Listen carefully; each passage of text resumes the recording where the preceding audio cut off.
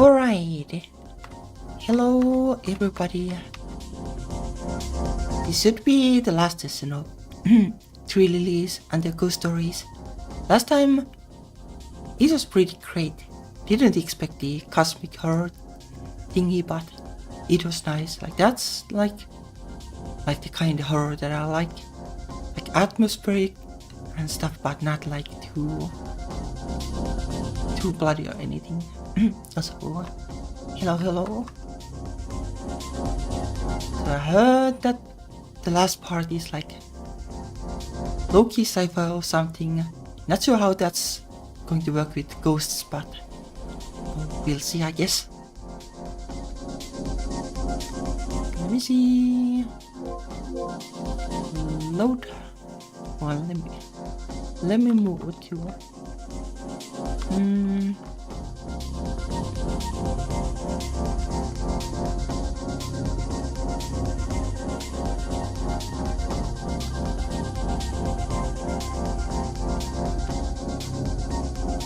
Alright. Lily of the city. Happiness is the smell of sin. Oh, sure. Sure, somehow. Okay. Maybe I'm a little bit too much on the way still. Okay. The last rays of the sun began to sputter and die over the Atlantic Ocean. So we are on Earth at least.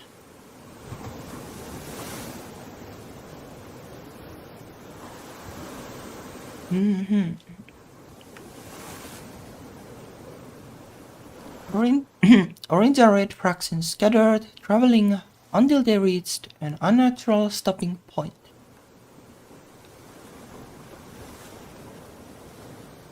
How does this work? Does this work? Like, is the wall also like city, or is just like the interior city? But it's a big city nevertheless. Large, imposing, circular, grey, green and yellow. It floated in the water, but did not ebb and flow with it. Throughout the millions of years of Earth's history, she had never seen an island of this size appearing in less than a year. That island, Aqua City XX, with hollowed-out columns jutting from the top and a cone-shaped underbelly with air pockets, was not the only one of its kind. And also, oh yeah, content warning just in case.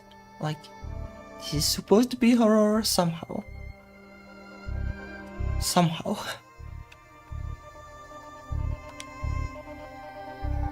But not that sci-fi can't be like horror.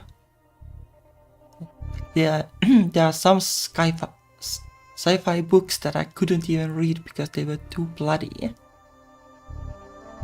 Like there was one that was like, it was interesting, but then I don't know, I just can't handle blood, so it was no go.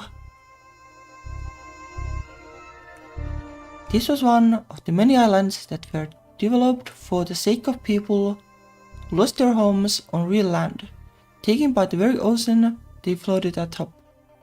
I guess this is the like climate change speculation content warning they had at the start of the game. It did not come as a surprise to anyone. Quite some time now, humanity had anxiously waited for the carnage to begin. As soon as Antarctica's ice shelf deterioration began speeding up, tech companies rushed to complete their engineering masterpieces and enter into profitable contracts with governments around the globe. Only half a year later, the winner of that race was decided, and so came the floating islands in draws.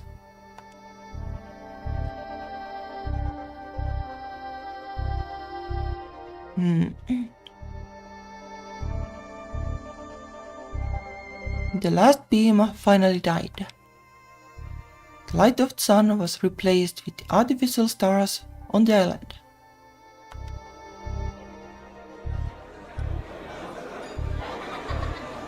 In the highest skyscraper, on the very top floor, the light shining through the windows danced and flit around.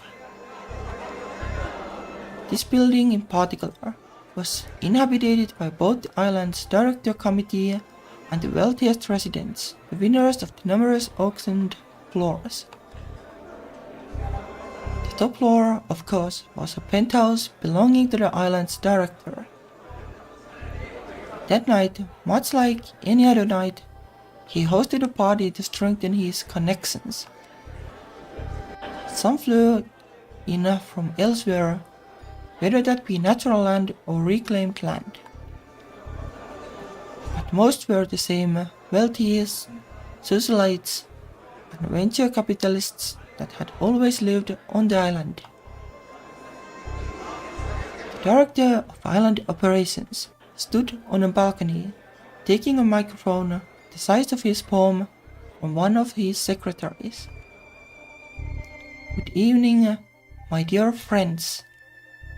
His voice was flawlessly projected from every corner of the room using wireless technology, as if he were right next to everyone present. "How are you enjoying everything?" "I'm a little tired, but apart from that, mostly fun. Also, I like the sun burnt my arms yesterday, but it's fine. Not super bad, but should have been more careful.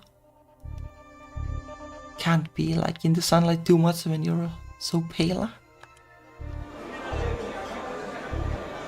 Various cheerful responses resounded throughout the penthouse. "Great! But I have a surprise. Tonight we teamed up with a 3D printing company from Canada to make your refreshments." The guests gasped in astonishment. As the director continued speaking, he waved his arms around in large gestures. "That's right, every single food item in this room printed using the incredible technique. If you haven't felt it already gazing out at the beautiful ocean, then let me help it hit you. Food printing reminds me of when I was writing Roasted Replica. How will they eat in a sci-fi setting? It makes sense. You're living in the future now. This is what humanity is capable of. We're flooding the planet, I guess. No matter what happens, we are going to make it through this." I guess that's the attitude that leads to it. Oh yeah, I remember there was earlier in that time there was this thingy about it's Phreonic Castle or something, or whatever they used in the old fridges, and they would destroy the ozone layer. Back then people would be it doesn't matter that the layer gets destroyed, we can not go outside, we can come up with something. Sure maybe, but not the best time. That's the only climate disaster that the civilization has actually evaded.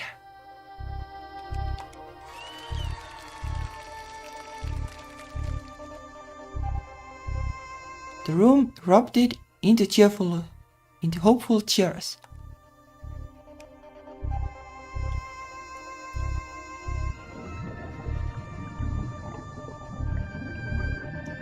Underneath this sleepless city lied another, very uniform, without a hint of vegetation, it gradually whittled into a conical shape, ending with a nuclear power plant and its waste. About 45% of the outer ring of this cone was dedicated to dormitories. The remaining percentage went to facilities that helped the island function on its own for long periods, such as underground farms, waste disposal, and the power plant. Interesting. Day in and day out, the workers that lived in this underwater city carried out their jobs with relatively few breaks. In exchange, they got a place to stay, a small hourly wage in special Aqua City currency tokens, discounted amenities, and free food. Well, it depends on what counts as free. Like if it is deduced from your pay, then it's not free, technically. Well, depends on the definition. What is technically? They were free to visit the city on top, but many of the goods sold in the stores they were often too expensive for their tiny salaries.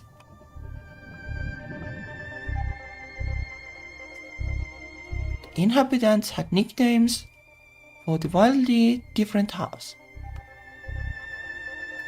The city that always tasted the air of the sea was the above. The city where workers were expected to spend the rest of their lives was the under.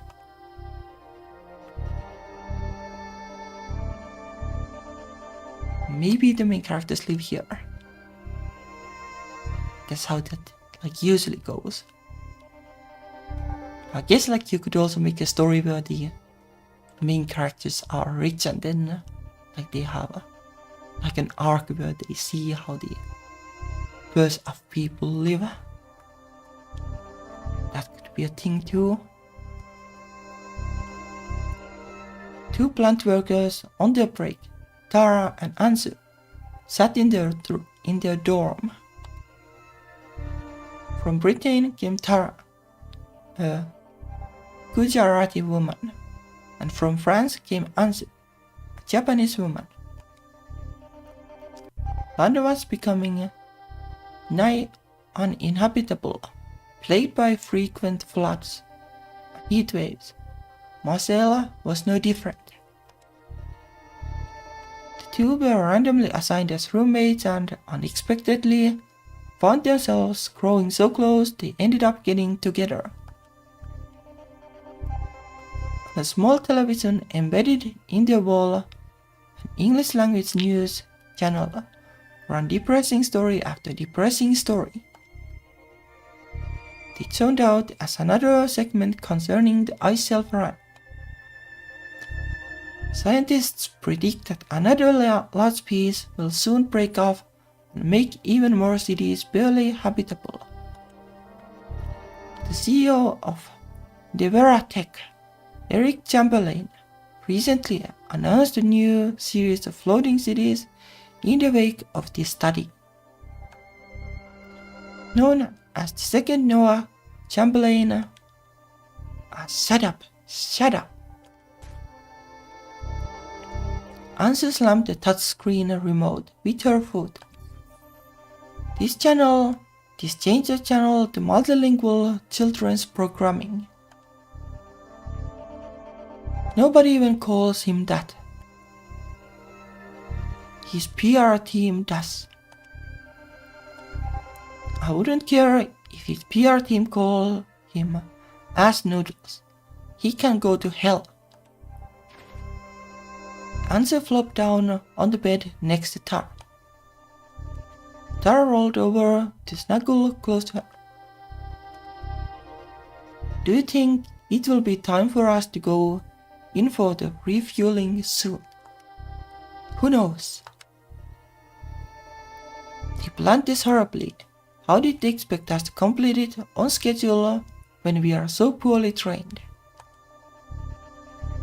There are only 3 people who have actually had prior experience at a nuclear plant, and 2 of them are on another island right now. Hopefully it won't be like the Chernobyl accident. I watched documentaries on it and it's kinda creepy, but it's creepily interesting. Like how that kind of disaster could happen.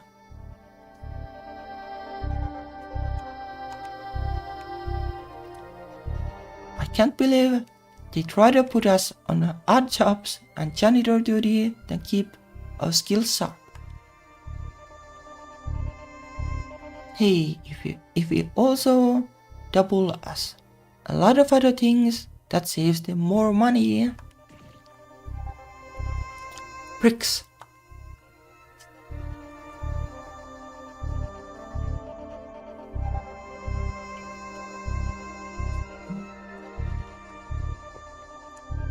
Yeah. Just water this time. Also fits the theme, I guess.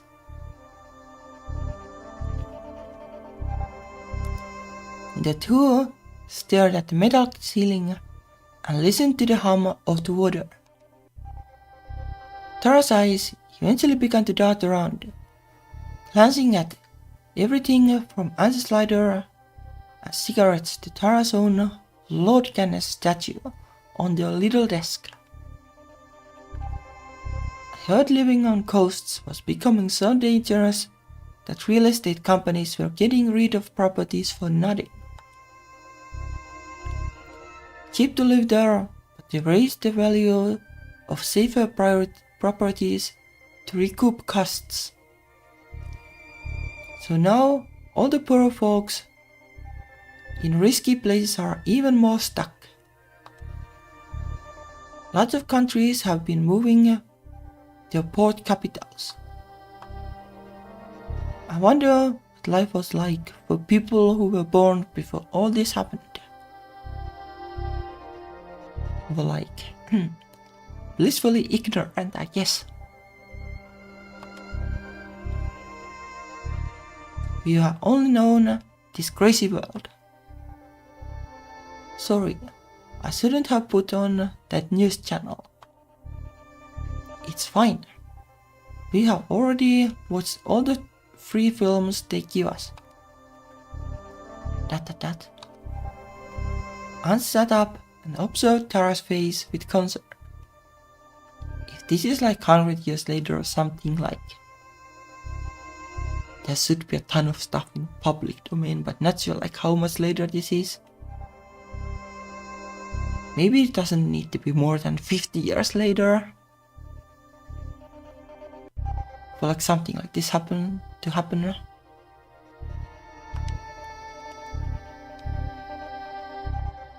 I've never seen you so sad. It's unusual. Come on, cheer up. Kiran is coming today, isn't she? Aren't you happy she got lucky enough to get the last residence slot on the above? She'll have a much better time here than constantly floating London.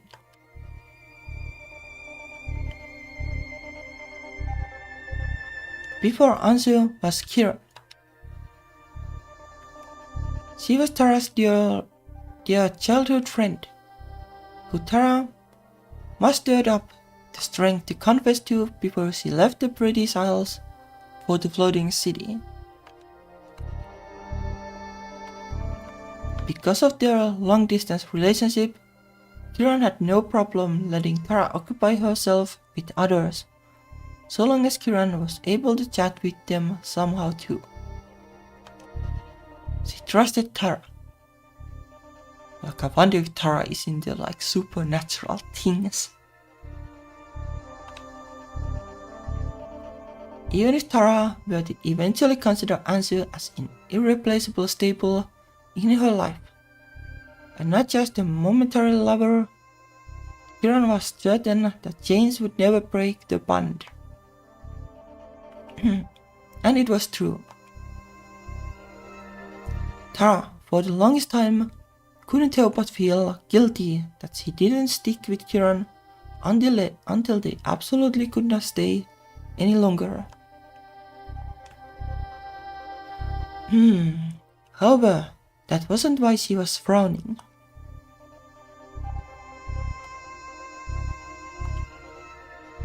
Yeah, I am.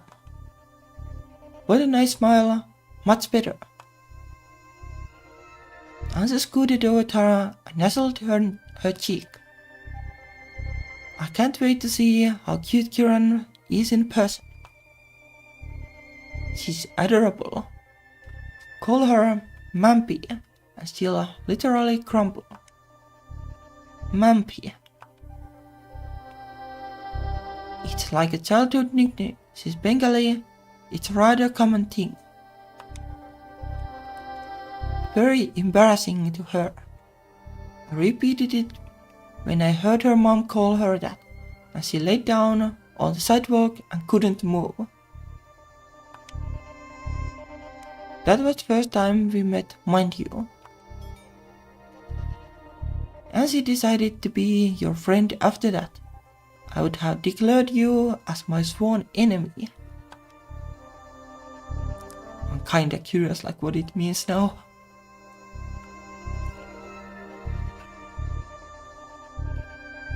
Like maybe it's kinda like calling your child like dear or something. Kieran doesn't really hold grudges, I hope. You'd better. I'll use it a few weeks after she settles in anyway. I don't want to imagine how quickly she'll collapse with the stress of Mumpy on top of everything else. I can't begin to grasp how nerve-wracking it must have been hoping she'd get that slot. Yeah. And you have to. I can't stand people who took the director committee's stupid gift. You mean the priority coupons, right? I don't use that flowery, feel-good name. I call them what they are, rigging passes. Yeah, I guess you're right.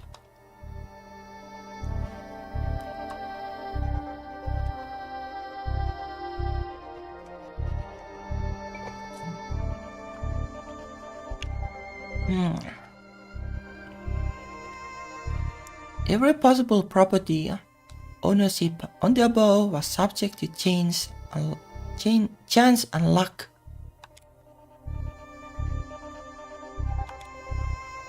Oh, did I accidentally hit the back button though? The nicer apartments near the center were auctioned off, but the rest were granted via lottery.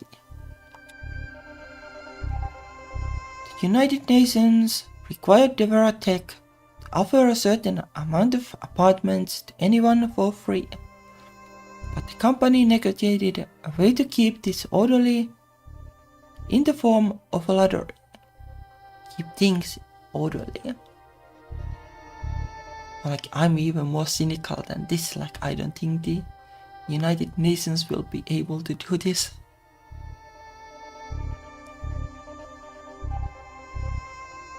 Like, everybody will be up for grabs for the rich people.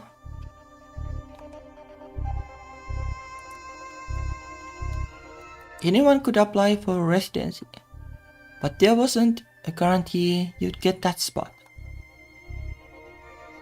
You were randomly selected. If you weren't, then that was too bad. The news subbed it the Survivor Lottery. Yeah, but that's like gambling and a half. No human was overlooking this process. Everything was automated.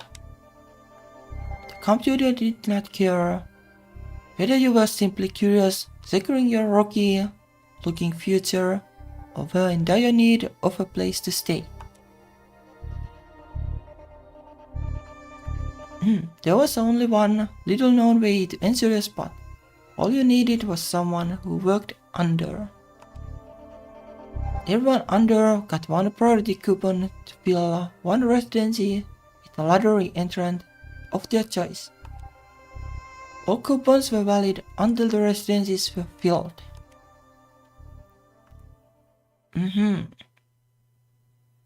Yeah, if you missed your chance after that, though, you could always hope a resident dies before your +1.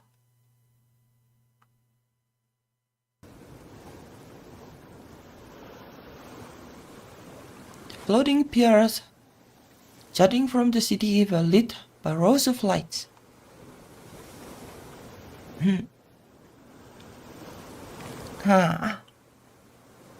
Let me drink. My throat is a little weird.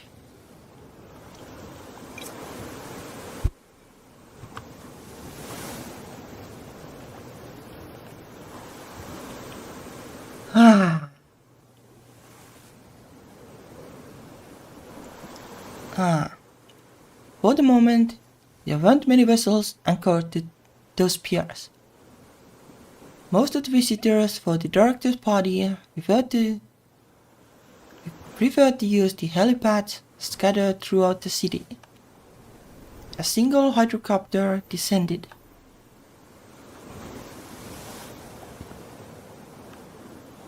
A few minutes after it landed, a woman popped out with 2 pieces of luggage. She's cute. As soon as she walked a fair distance from the hydrocopter, the pilot gave her a thumbs up and soared away. She brushed her long hair back as the ocean winds blew it around. It smells strange out here. Like someone sprayed cheap floral perfume over the ocean.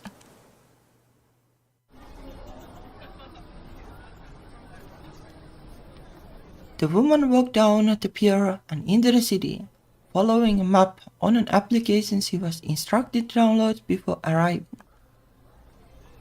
She followed it until she reached a humble apartment building near the outer edges. I have no idea how there can be ghosts like this. Is very grounded kind of sci-fi so far. It was nothing extravagant, like the buildings further inside. It almost reminded her of her old apartment building, albeit with more contemporary architecture. Is this where I live? The woman pocketed the phone. But if I want to visit Tara, I have to go down, don't I? As if trying to find her girlfriend with X-ray vision, she stared intensely at the ground. How do I do that? Maybe I should put my things away first. If it is entirely submerged, how does it work? Is it somehow connected, or do they have teleporter or porters or something? But I don't think they would have teleportation. Teleportation feels too advanced tech, it would solve too much. You could well, depends on how the teleportation works. If it is willy-nilly teleportation, you would be able to teleport the water to Mars or something.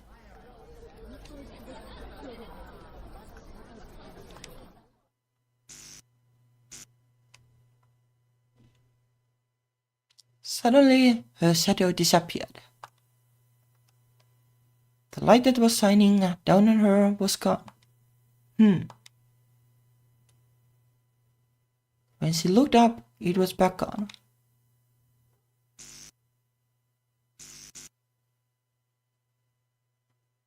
And then it flickered until it went out again. This time, it didn't come back on.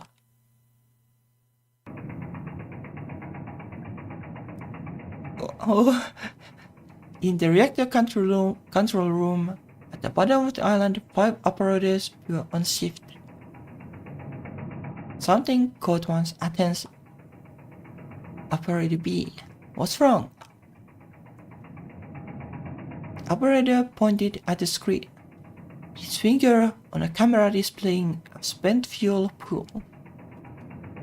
Oh yeah, like the Chernobyl documentaries, they were interesting because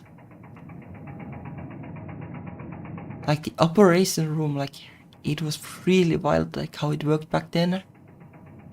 It would take minutes to get any data from the reactor, so you were minutes behind time. You couldn't real time monitor it exactly. And the reactor was really finicky. So yeah, hopefully this one is better than that. Operator pointed at the screen, his finger on a camera displaying a spent fuel pool. 2 maintenance workers had already taken spent fuel assemblies out of the small modular reactors and lowered them into the pool for the first ever refueling on the island. At that time, they were preoccupied with slotting in the new fuel assemblies. Only the operators were paying attention to the pool. What's that thing in reactor 4? Don't tell me I'm the only one who sees that. What are you talking about? She trailed off when she noticed an unusual glow coming from what should have been inactive rods. I guess this could be cosmic horror thing too, it would work right. There would be some kind of artifact or something that somehow got there. It would shine incredibly bright at first, then dim, then shine dim repetitively. What's that? I have no idea. Hey, look. Everyone turned their attention to another operator. He was sweating profusely as his pointer finger moved from screen to screen. It's happening in every spent fuel pool we have got fuel in. What the hell? Suddenly, several cameras went out at once. Visual confirmation on what maintenance was doing in reactor 4 was now impossible. The temperatures in reactor 4 started to rise, setting off an alarm. I'm calling maintenance back. This is bizarre. Operator glanced to the head operator for approval. Do it. He turned on the multipurpose device affixed to his shirt. This is control. You need to get out of there, right? Help. Please help. The worker's voice was unusually crackly, a quality someone would expect from an antique walkie-talkie. What's wrong? At that moment, the lights in the room began to flicker aggressively. Everyone in the room heard the worker fall to the ground. One person frantically tried to turn the cameras back on, to no avail. Cracking sounds could be heard from the device. Stop, please let me go. I'm sorry,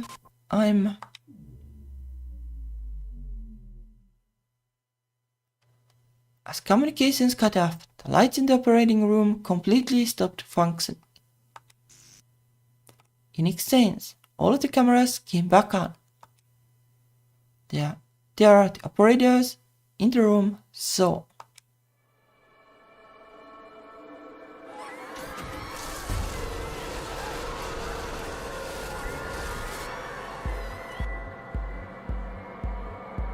A miserable wail reverberated throughout the under. What was that? Water. Alan's power abruptly turned off. Every single light on the island blinked out within moments. Huh? The once well-lit penthouse was shrouded in darkness, frightening the guests. Confused, they muttered and gossiped. Someone dropped the champine's flute, shattering it. The director stormed up to a guard and grabbed him by the collar. Hey, what's going on? We are not sure, sir. The team in the engine room never alerted us to anything. You have heard nothing at all. You're positive? Yes, sir. After examining the guard's expression, the director released his collar and cursed under his breath. Shit. As his eyes adjusted to the darkness, he looked out over the sea of wealthy guests.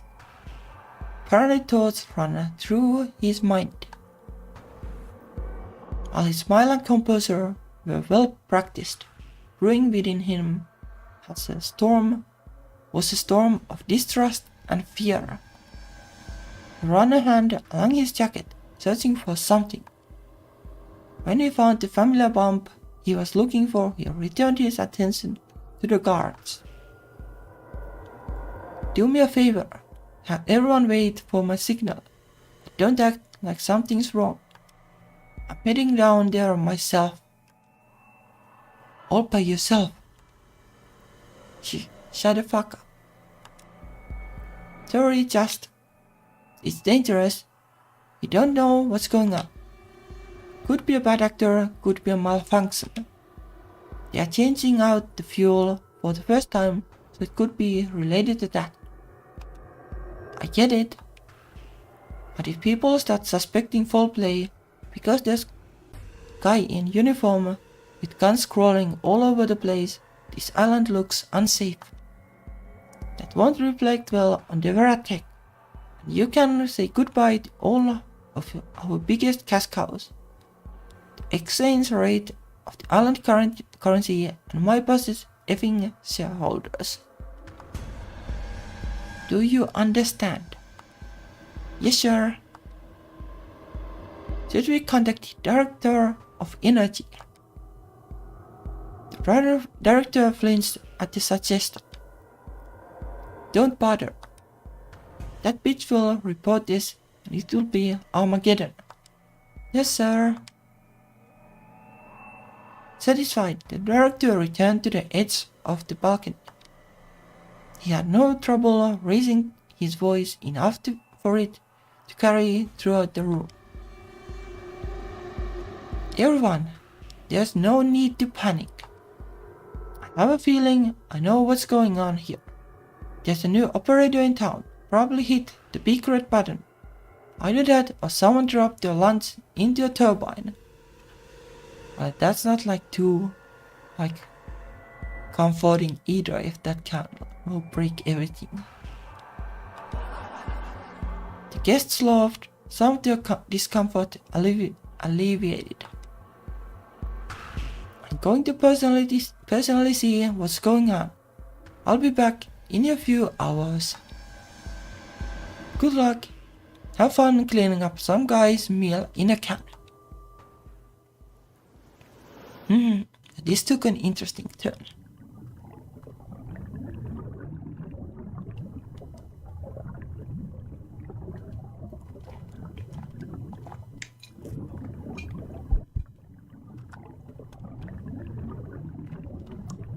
Yeah. Answer sat on the edge of the bed nervously. It has been a while. Do you think it's going to turn back on anytime, Tara? With the vision so limited, Answer could only hear Tara fumbling around with what sounded like clothing. The plastic rustle of a coat and the chip of vtuber were familiar. Hansi then realized that Tara was putting on a fresh plant maintenance uniform. Hey, what are you doing? I'm heading down to see what's wrong. Huh, why? Tara adjusted the jacket with a huff. I'm mad. Tara should be here by now, meaning that her first day here, she has to deal with the weird blackout. And she deserves only the best. Well, if you're that determined, I guess I've got no choice. And she got up and grabbed her own uniform. It wouldn't hurt either. Imagine if we saved the whole island from blowing up.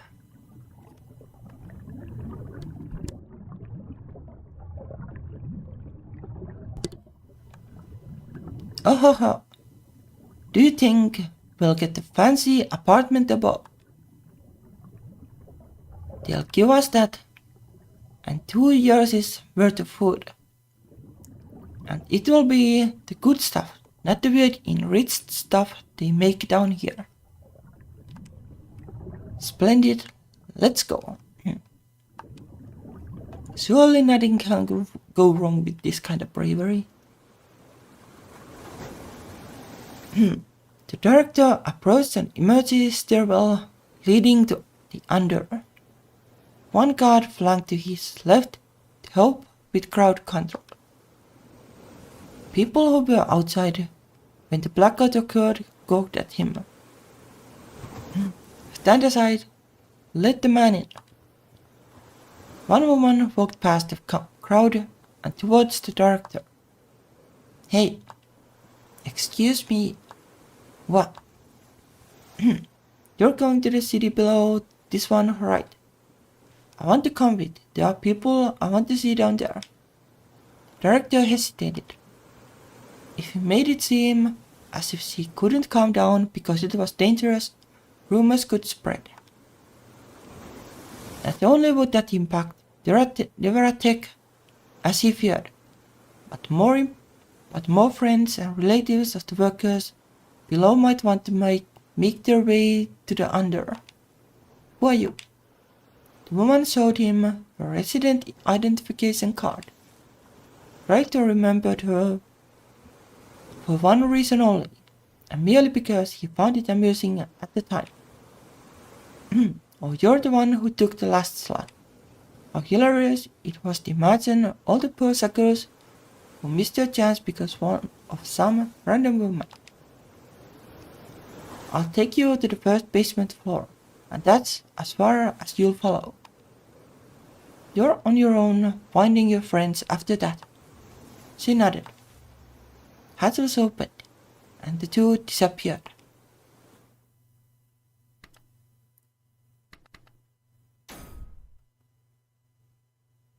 Come on. Tara finally gave up trying to make an elevator work and threw up her hands in exasperation. Nothing is working. You would think whatever backup reserve that's powering these emergency lights would power the elevator too. Maybe an elevator of this size eats up too much electricity. Or maybe the engineers who designed these islands just added the wind turbines and solar panels for decoration. Remember how tech companies raced to answer the United Nations plea for help, and some experts were concerned about the speed of the press release and prototype drops. All the high-ups must have thought about was money. I didn't want to say it, but I think you're right. That's really depressing to think about. The panels and turbines really do generate power. We have just been having still days with no sunlight. Someone's deep voice came from an adjacent hallway. Two pairs of footsteps approached the girls.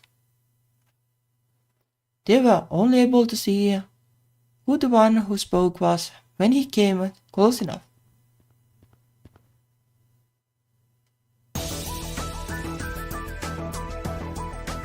Tara shrunk back.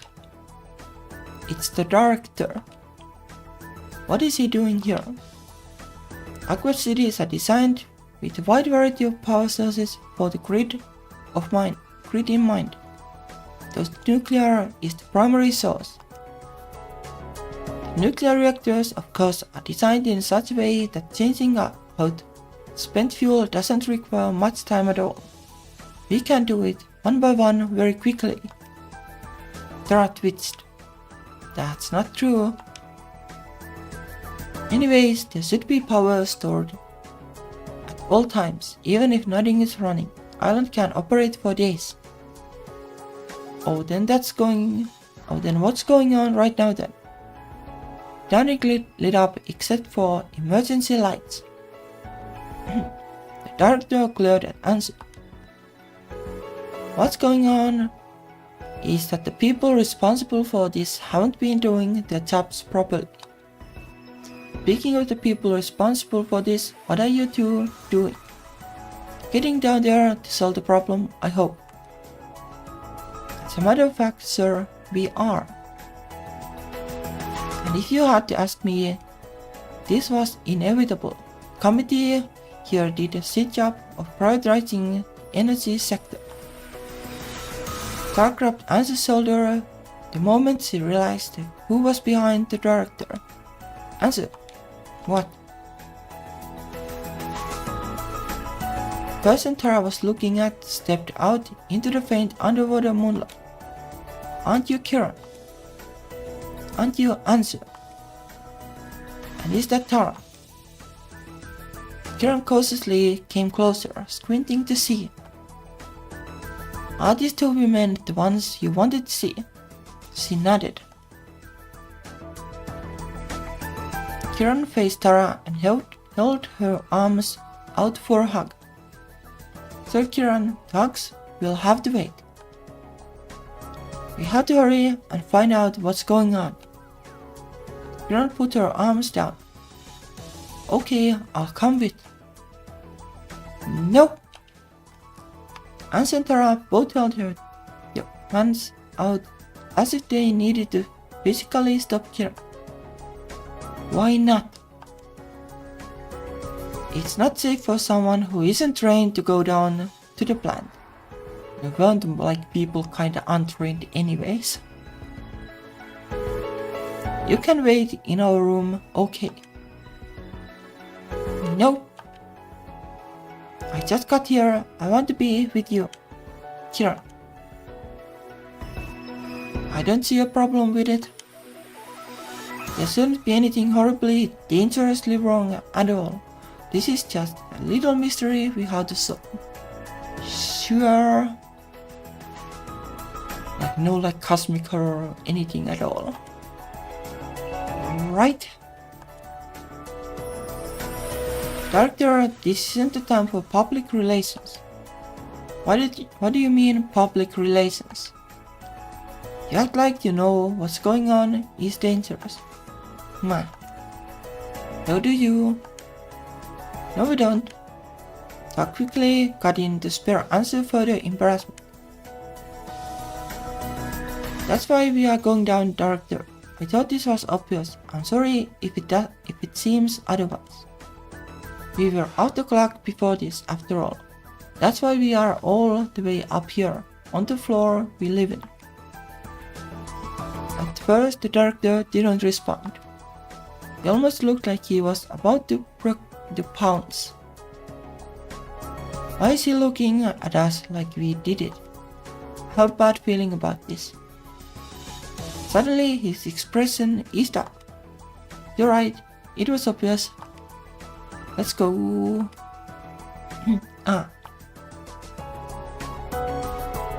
Hans and the Director headed further into the underearth to reach the large emergency stairwell in the center.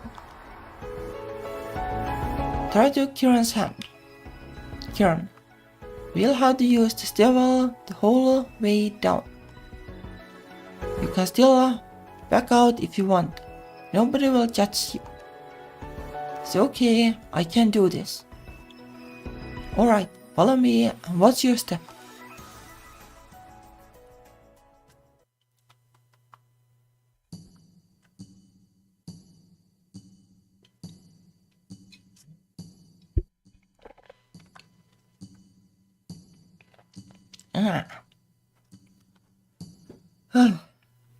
The monotonous clanging sound of feet walking down metal steps reverberated throughout the stairwell.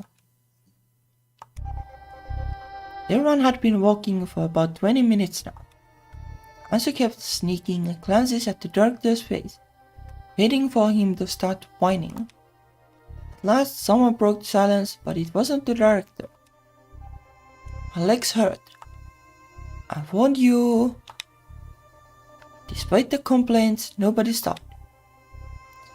Why don't I tell a few stories while we are heading down? Like ghost stories. Well, I guess that's where the ghosts come in. Ansu jolted. I don't think we need to. I want to hear them. Eep. Haha. Alright, here goes. This one is from China. Back in the 90s, a mysterious ghost woman lived in an abandoned village. Please don't. Ansu's pleas were ignored. Like that one village. Vtuber or something. Yeah, like Vtuber. But it wasn't Vtuber. Wasn't even the same island. Like it was like Island X or something. Anyways, one day, a woman on the side of the living found this village and quickly discovered she couldn't escape. Tara laughed. Alright, then how about this one from America, back before it broke up? Does it have clowns? No clowns. Well, depends on definition of a clown. Like the nasty twin was kind of a clown. Chainsaw murderers. Have you any real clue what a ghost story is, Karen? I know what a ghost story is, but you said it's from America. Yeah, but they actually made a movie based off of this one. There once was a neighborhood that nobody could escape from. It's just another one with no escape. But I guess this is too. Like it is an island of no escape. Ansu whimpered. You three sure are having fun during an emergency. Air in the stairwell immediately turned icy. A pit of regret formed in Tara's stomach. Don't forget the problem at hand. Treating a situation like this so lightly is how you get sloppy, ladies. We are not even near the plant yet, you twit. I have a question that's been nagging at me, director. Anna's voice was laced with acid. Oh no. How do we know that this isn't something the electricians should be handling? After all, you said it yourself. The grid should always have energy in its reserves. Doesn't the total blackout indicate this is an issue with how that energy is delivered? The director hesitated. The director of energy told me that she believes this blackout has something to do with the reactor. Ansu hummed with dissatisfaction and suspicion, but didn't press it much to Tara's relief. Then why isn't the director of energy here?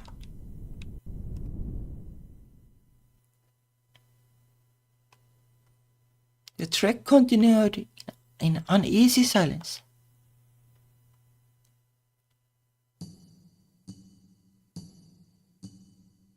At some point, the air seemed to change. Ansa and Tara recognized it at the pressure rising as they neared the bottom. Kiran whimpered as her ears popped. The echo of that whimper made Tara stop. Wait. What? Listen. Everybody came to a complete stop.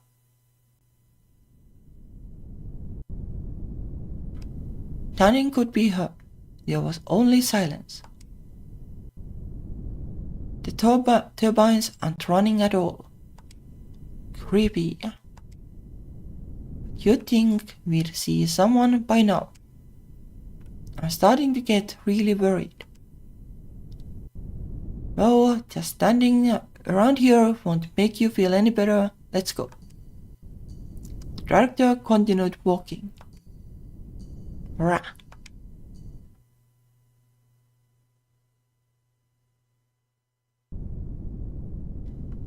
At last they reached the lowest ring of the under.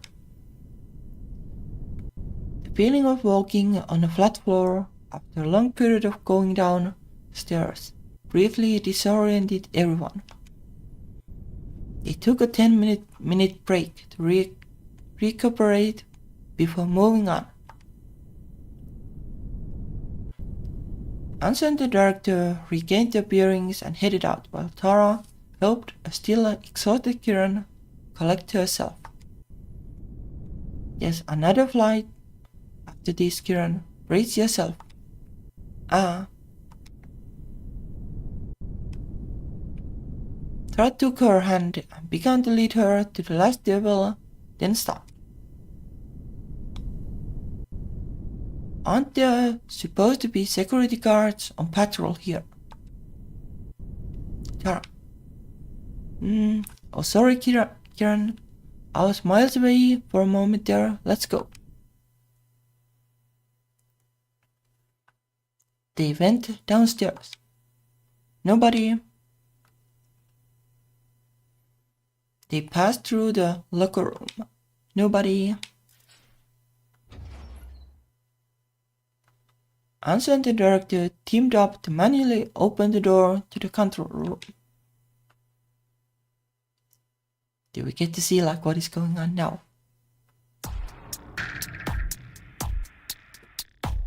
This place is completely trashed. Where is everyone? Shit, this is bad.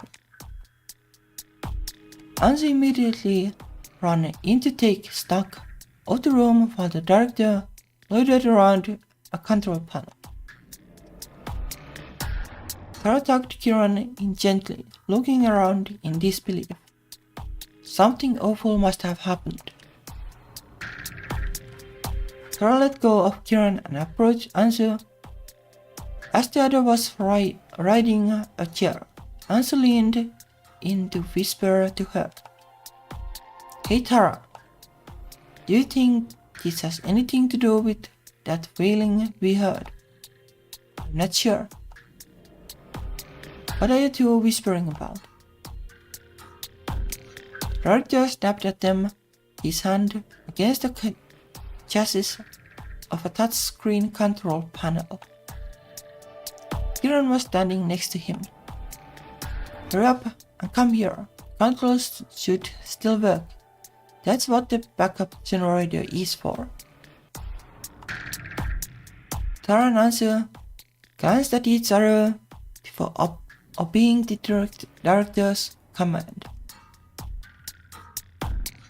Could it be something that is so scary that it will make people go bonkers when they see it, some kind of cosmic horror thingy?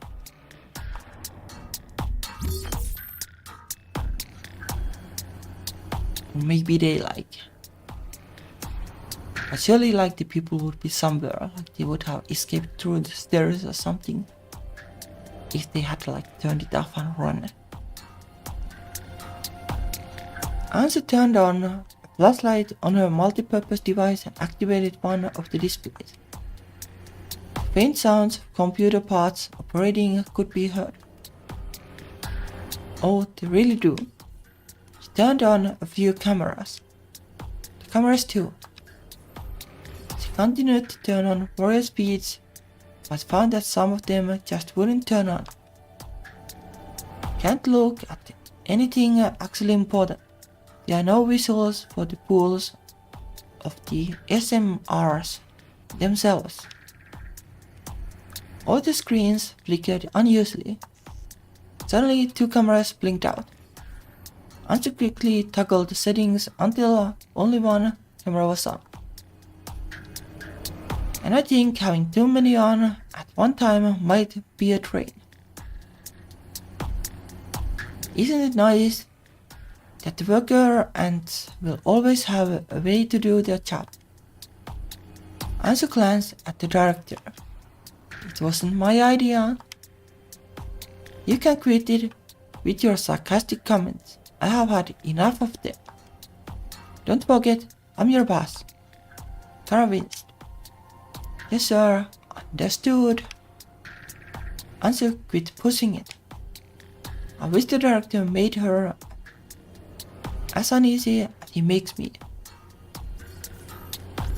Ansu fiddled with a couple of other displays. She didn't know what any of the displays' information meant, but as far as she could tell, there weren't any red alert lights, only greens and yellows. This is going to be hard without any operators. I have no idea what any of this says. The other half of the team is still helping out with the labor shortage at the other island, aren't they? Yeah. Thinking about operating this thing also scares me though. Where's the director of energy? She knows the ins and outs of everything. Qualifications in spades. She should be able to guide us. The director scoffed. We don't need her. She would have come if we did need her, wouldn't she?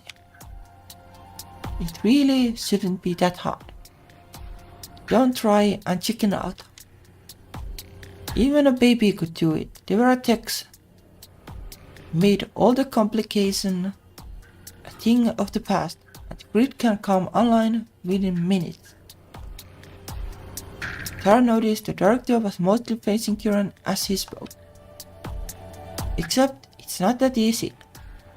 Quicker startup and better automatic detection don't mean we have to pay less attention to these things.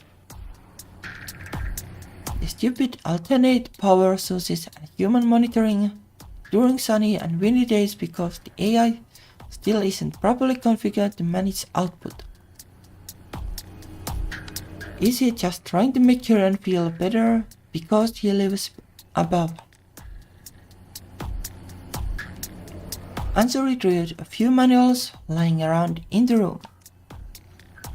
Let's just look at the things with our own eyes and see if we can spot anything odd.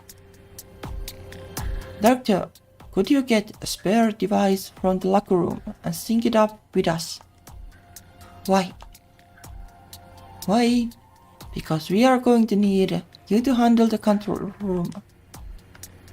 I don't have the qualifications for this. It was supposed to be child's play, right? Why can't one of you stay behind while the other goes in? Tara and Ansu stared at the director, unable to believe their ears. We can't. Why? Ansu huffed and put her hands on her hips. Are you kidding me? All the talk about you being our boss, and you don't know the first thing about what we actually do. We can't go alone. That's against protocol. It's unsafe. This is an emergency. You can ignore protocol. That sure isn't going to be problematic at all.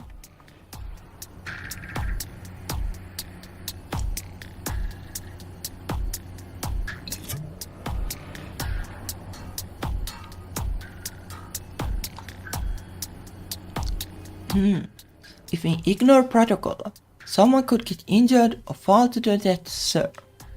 Three continued to bicker about who should do what. Kieran, who had been wandering around near them, stopped and listened to to them for a bit.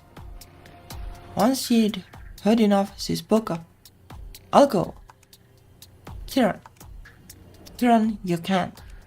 Why not? Again, Kieran tilted her head as Ansi and Tara held up their hands like Kieran was going to wander into a reactor all by herself unprotected.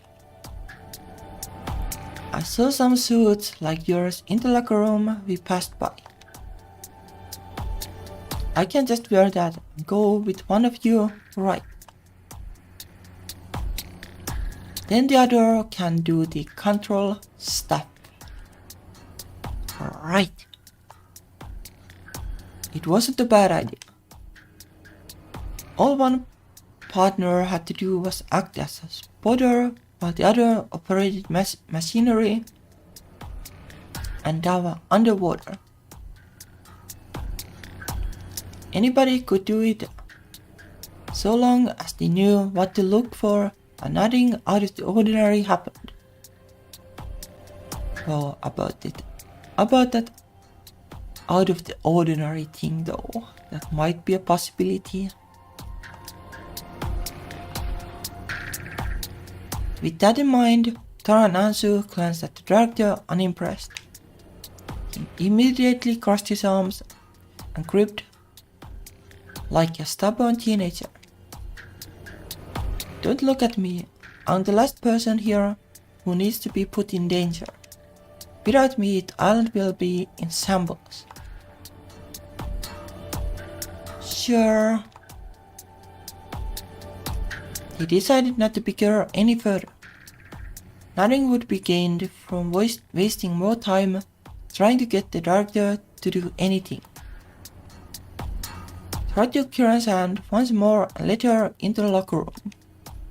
Alright, Kieran, let me get you a suit.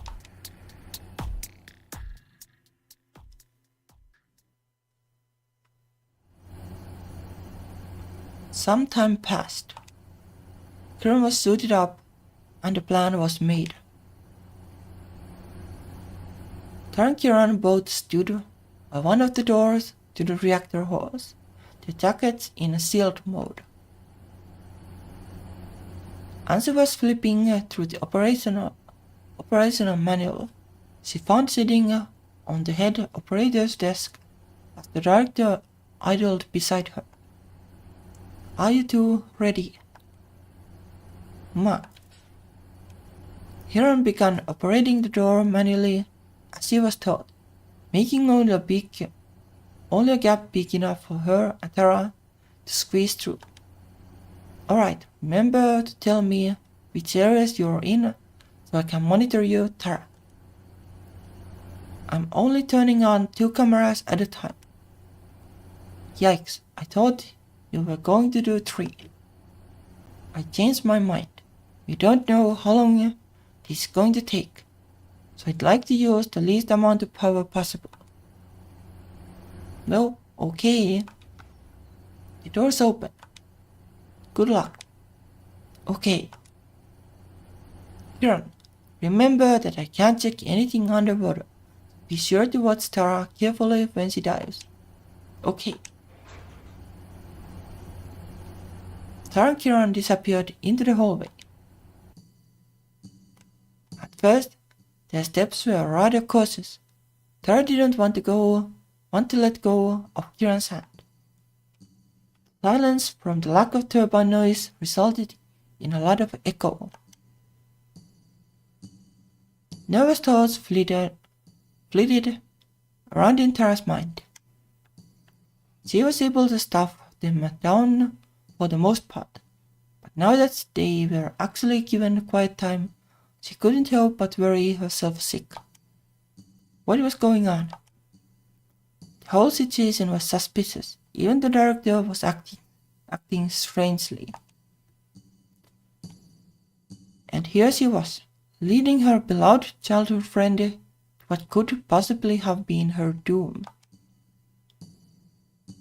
Tara didn't want to think about it.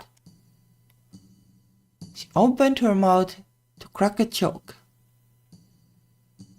Talking about doom like, well, I guess not doom like, but like Half-Life. Like this is like kinda similar to that, I guess. Like some kind of like, I'm not sure like if it was a nuclear experiment or something like it. And then like monsters appear. Haha, this is already a little creepy. Definitely a lot worse than those scary stories I was going to tell. I think getting trapped in a supernatural world can't compare to getting trapped for real. I think so. This island is out in the middle of nowhere. So if we don't turn the lights back on and everybody's phones die at the same time, we might all die. Ah, don't say that so nonchalantly, please. Kiran didn't say anything else terrifying. Instead, she glanced down a hallway as they passed by it. Where are we going again? This is the hallway that leads to reactor 4. Here's the big number 4 on the door we went through, and the door down there.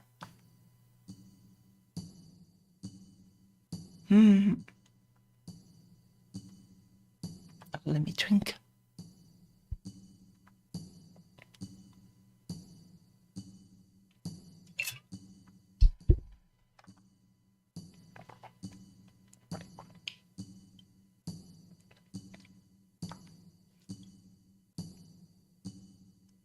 Why do they like change the fuel of all the reactors anyway at the same time? Or maybe it's just one, but something went really wrong and all the others went down too. To put it simply, this place is designed like a big old spider web. There's 4 main hallways to the reactors, as well as a bunch of connecting hallways that link everything together. There's even hallways that lead to the hallways that connect to the reactors. We can get from place to place very quickly like this. Huh.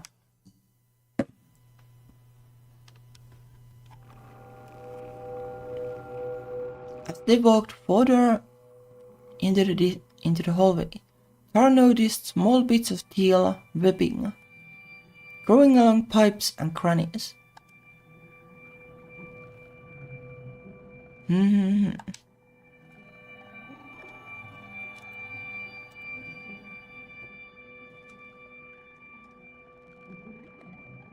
She blinked a few times, thinking she was going crazy, but they remained.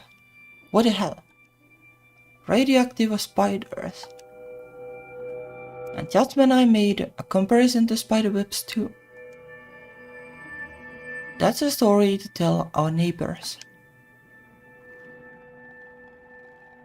She glanced at Kiran to see if Kiran noticed it too, but Kiran only looked at her with a tilt of her head. Her shook of feelings of dread. They were almost to the reactor anyways. Hey Tara. Why did you decide to be a plant maintenance worker? Good question. The answer is that they decided it for me. They did. Yeah.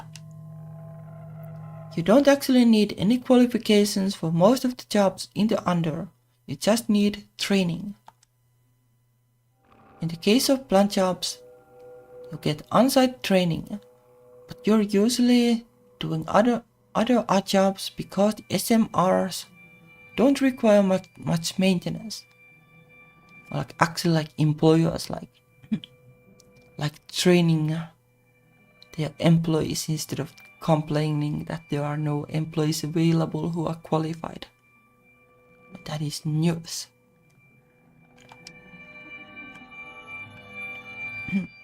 Having a fancy, relevant degree with hope will hope a little, but your desperation hopes more. Desperation. A small bay formed in Tara's chest. The webbing glowed brighter. Yeah, desperation. applied for all of the no qualification jobs here until I got something because I didn't want to risk living through another year of looting and heat. That was it. I beefed up my applications with a bunch of nonsense about my attention to detail, talked out of my ass for the tele interview, and I guess it worked out. Is it the same for Ansu? Yeah, she's from Marseille. Lost her old parents and grandma to heat stroke, one after another, just like you and me. Moving anywhere else was too expensive. This was the only option she had left. I wouldn't be surprised if they were so tuckered out processing our applications they just gave us random positions and called it a day. That's horrible. Yeah, HR was probably sick of us, but we have got no regrets. No, not you. I think the people who run this place are horrible. They must have only picked the most desperate people because you wouldn't kick up a fuss if conditions were bad. You just wanted to be safe. Neither of them spoke for a while.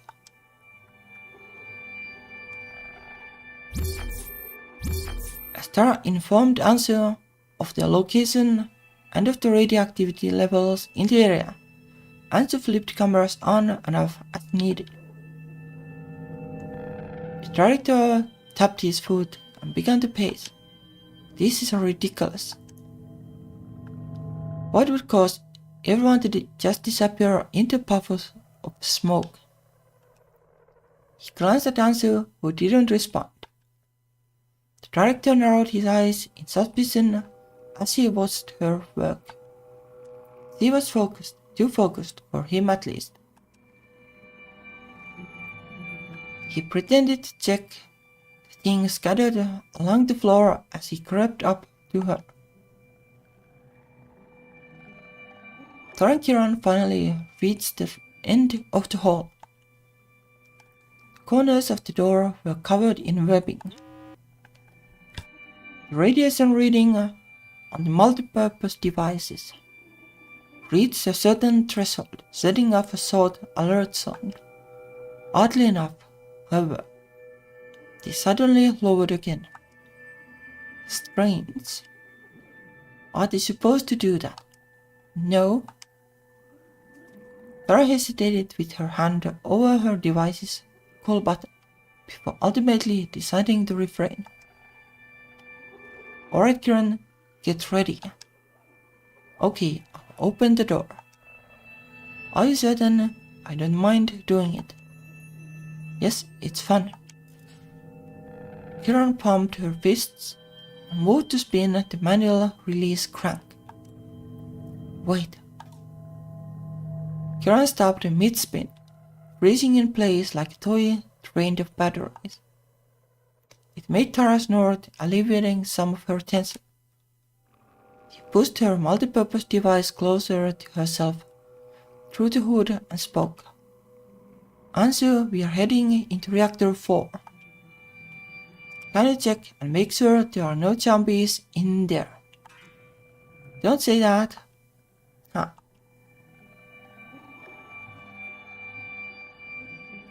Changing the cameras. Ansu tapped a button. Then another, then another, then another.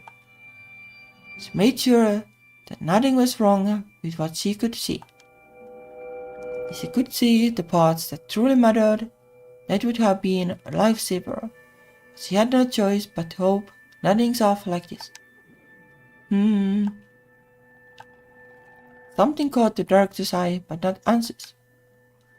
There was a bright glow coming from the bottom corner of every Reactor 4 camera. Ansu's lack of reaction made the director's fingers twitch. Okay, you two, it's all clear. Loyam. Kieran immediately began cranking the door open again.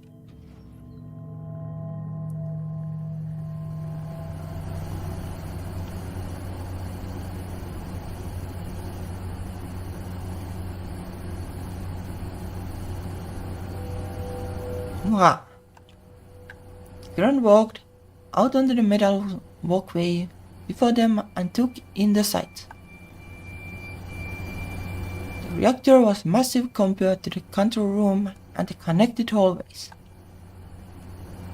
If the voices weren't muffled by the radiation-resistant materials between their bodies and the open air, they probably would have properly echoed. The bright teal glow radiated from the bottom of the pool. That's called like Cherenkova glow, whatever it is. Right. To Tara, it was so bright that keeping her flashlight on wasn't necessary. Those are incredibly bright emergency lights. Could be that too, but why color them teal? All things.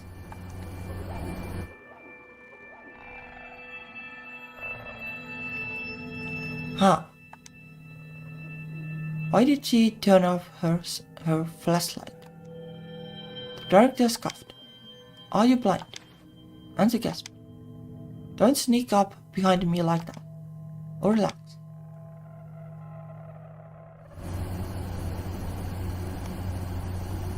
Kiran leaned over the railing to observe the depth of the shielding pool, only to back up, dizzied by how far down everything was. What's all this? It's huge. This was one of 4 reactors. Disposal, observation machine, water, shielding pool, spent fuel, maintenance crane, SMRs.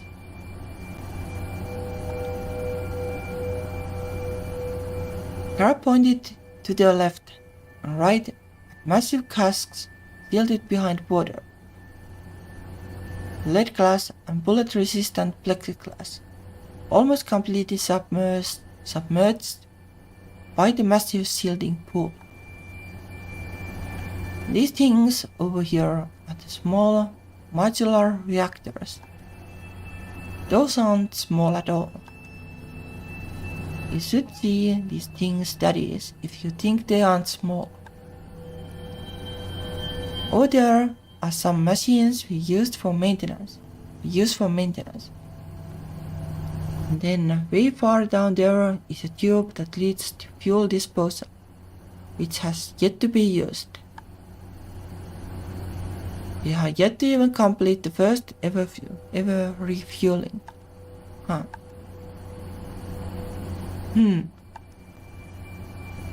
Tara, is your flashlight not working?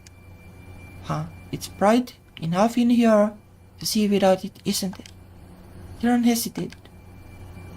She looked at Tara like she had gone insane. Did I say something weird? It's not like I have been in here a lot like you or anything, so I'm just going to leave mine on. A bit of dread settled in Tara's stomach, but she once again stuffed down the unease and smiled. Tara led Kiran further down the walkway, reaching the crossing point. I'm going to be using that contraption over there to dive and inspect the reactors as best as I can. While I do that, you'll watch me. I'll tell you if anything is going awry. Okay, got it.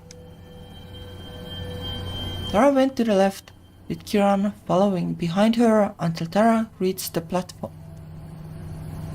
Watch your step. Stay on the walkway. Tara pressed the button on the platform's control panel. In a flash, 2 halves of a lead glass shield popped up and domed the platform. He held down a button to send it downward. Kiran watched her descend with awe.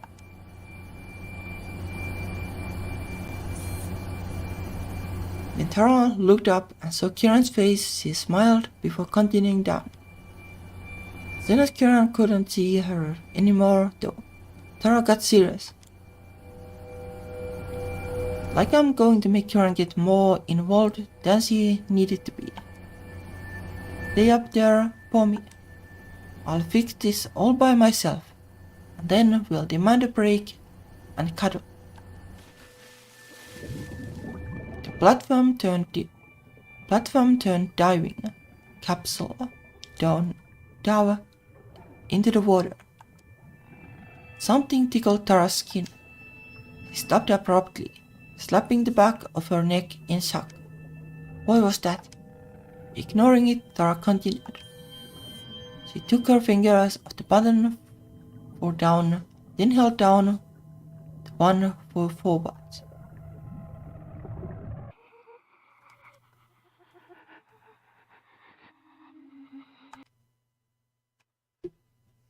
Something giggled in her left ear.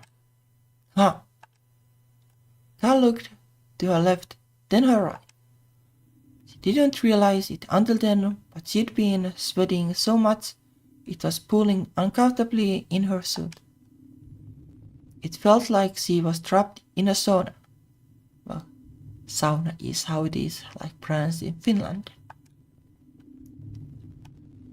With quivering hands, Tara continued bringing the capsule closer to the glass, one agonizing button hold after another. The radiation fluxed again, making her device beep at her angrily. This thing better not be leaking. At last, she reached the SMRs. At first, she thought that nothing out of the ordinary was going on, until she noticed those same eerie teal webs growing around them in some spots. What's going on in there? That. Kieran followed Tara with her eyes, then with her body as he moved further left. She was so preoccupied with keeping up with Tara that Kieran almost fell when the railing abruptly stopped. There was a section cut out for ladder access a few meters away from the maintenance crane. The spent fuel pool was nearly close enough to be peeked into. Curious, Kieran walked a little further.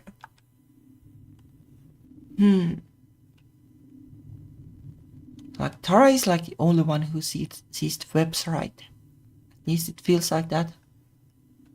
Maybe she's the only one who sees the glow too. Like that's why Kieran was like, why is your flashlight off? When she did, something caught her eye. She fumbled with the device and pointed her flashlight at the pool.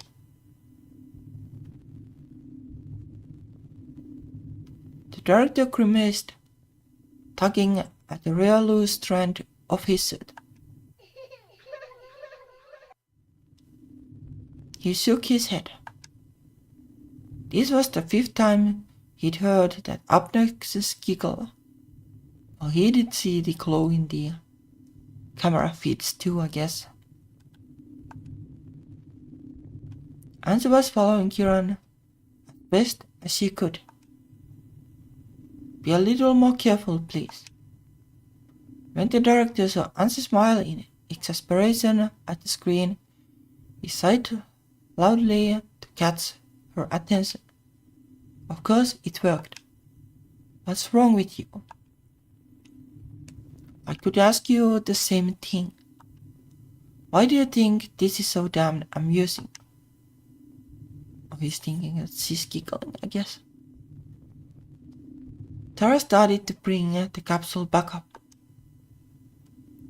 How was she supposed to explain that answer?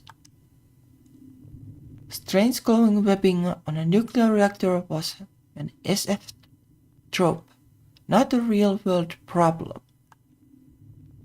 Still, Tara couldn't deny she was seeing it. Weird radioactivity spikes were also of concern.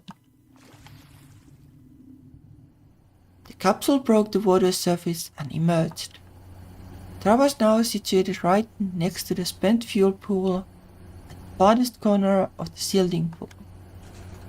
For a moment, she brought the shield down. Being trapped in that little glass world was so oppressive, she needed a breather. Tara leaned on the platform railing and sighed. Suddenly, a splash of water hit her. What in the... She noticed something out of the corner of her eye, deep in the spent fuel pool. At first, she thought her eyes were playing tricks on her. But the longer she stared, the more she realized that what she was very real. What she saw was very real. All the blood in her face drained elsewhere.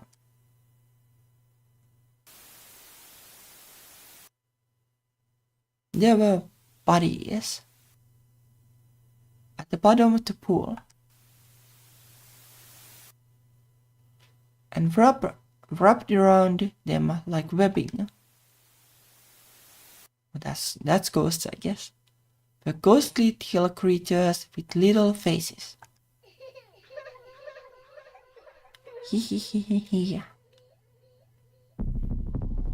They wiggled. They pulled themselves together into a ball and rapidly came up to the surface. Tara couldn't move. A small bit of the sphere pulled itself into a thin, bony strand, which waved back and forth as if it were saying hello. The bubble gradually traveled up the stump until it reached the end, then shaped into a hand. Wow, wow, wow, wow. All Tara's thoughts ended there. The faces grinned from ear to ear when they locked eyes with her. I like this picture, it's kinda like weird, like MS Paint vibes, but it is creepy. Here. And then they giggled familiarly. Tara barely eked out a scream from her closed throat. She ran back over to the control panel and slammed her palm down on the backwards button. It didn't move. Wow. She looked back. I think they should use the radio thing a little bit more. Like a little bit more communication would go a long way in this kind of situation. One of the creatures had wrapped itself around a joint in the platform's mechanical arm and jammed it. She continued pressing the buttons over and over as if that would change things. No, please. Other creatures, amassed into a wriggling form, climbed over the pool divider towards Tara. Why? Why? They whispered in her ears. Tara nearly fainted. It could have been us. We wanted to leave. We were going to die. Why? Why was her life more important than ours? Stop. I'm sorry. Tara scrambled to the other side of the platform to no avail. The creature lurched out, grabbed her arm, then dragged her towards the spent fuel pool. She wrestled out of their grip with all her might.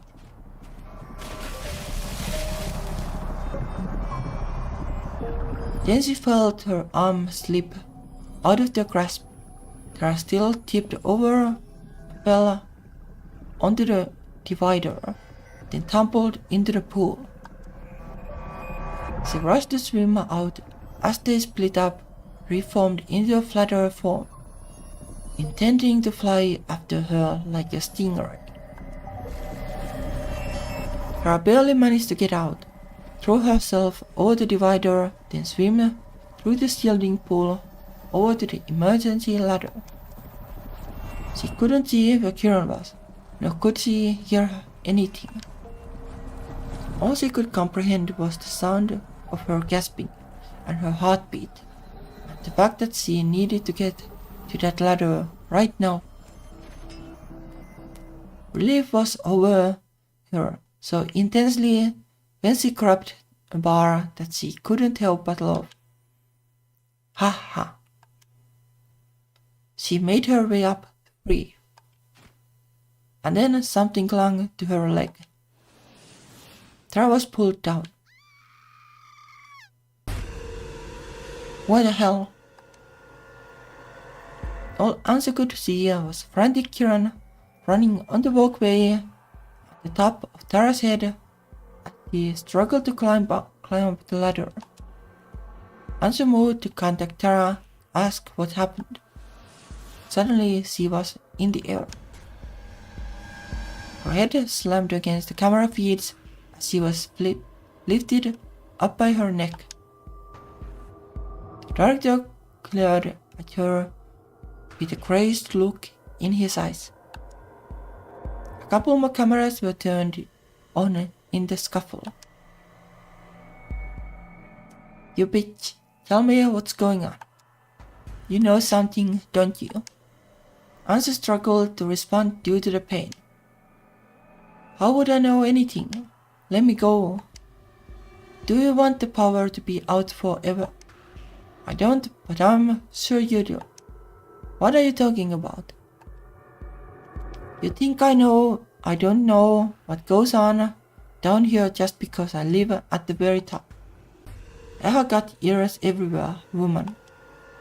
You two and some of the others that work in the plant have been making a lot of bodies. You all know just about everything below sea level. Of course we do, we live and work here. Don't give me that excuse. Most people don't get to know everyone in their neighborhood in such a short time. What planet do you live on? You're pissing me off, young. The director ignored Ansa's insults, pressing his palm into her neck for a moment to silence her. I have always been on high alert, because it's not like you'd be the first ones to take over an aqua city. Shutting off the power, I understood.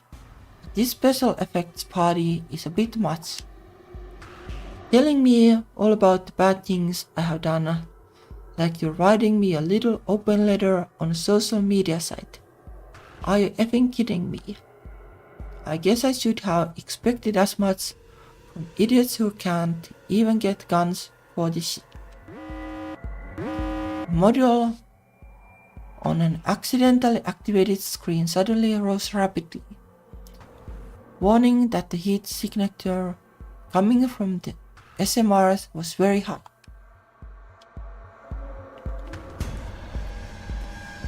It is interesting, but let me drink again. Can't forget.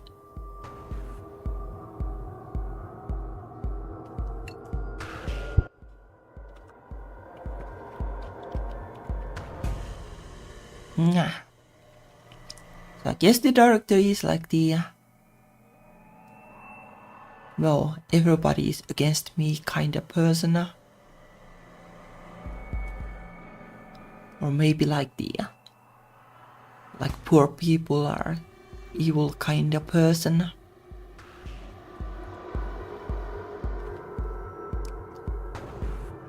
Yeah. Tara saw the ceiling of the reactor room and all of the pipes leading elsewhere. The ghastly glow reflecting off them even from so far away. Whispers echoed and rattled around in her skull. Almost seemed to resemble oncoming ocean tides. Haha, that's funny. That makes sense. This is fine. Hands that pulled her closer and closer were both scorching hot and freezing cold. She heard a baby crying. I'm sorry. I had no choice. Isn't an excuse.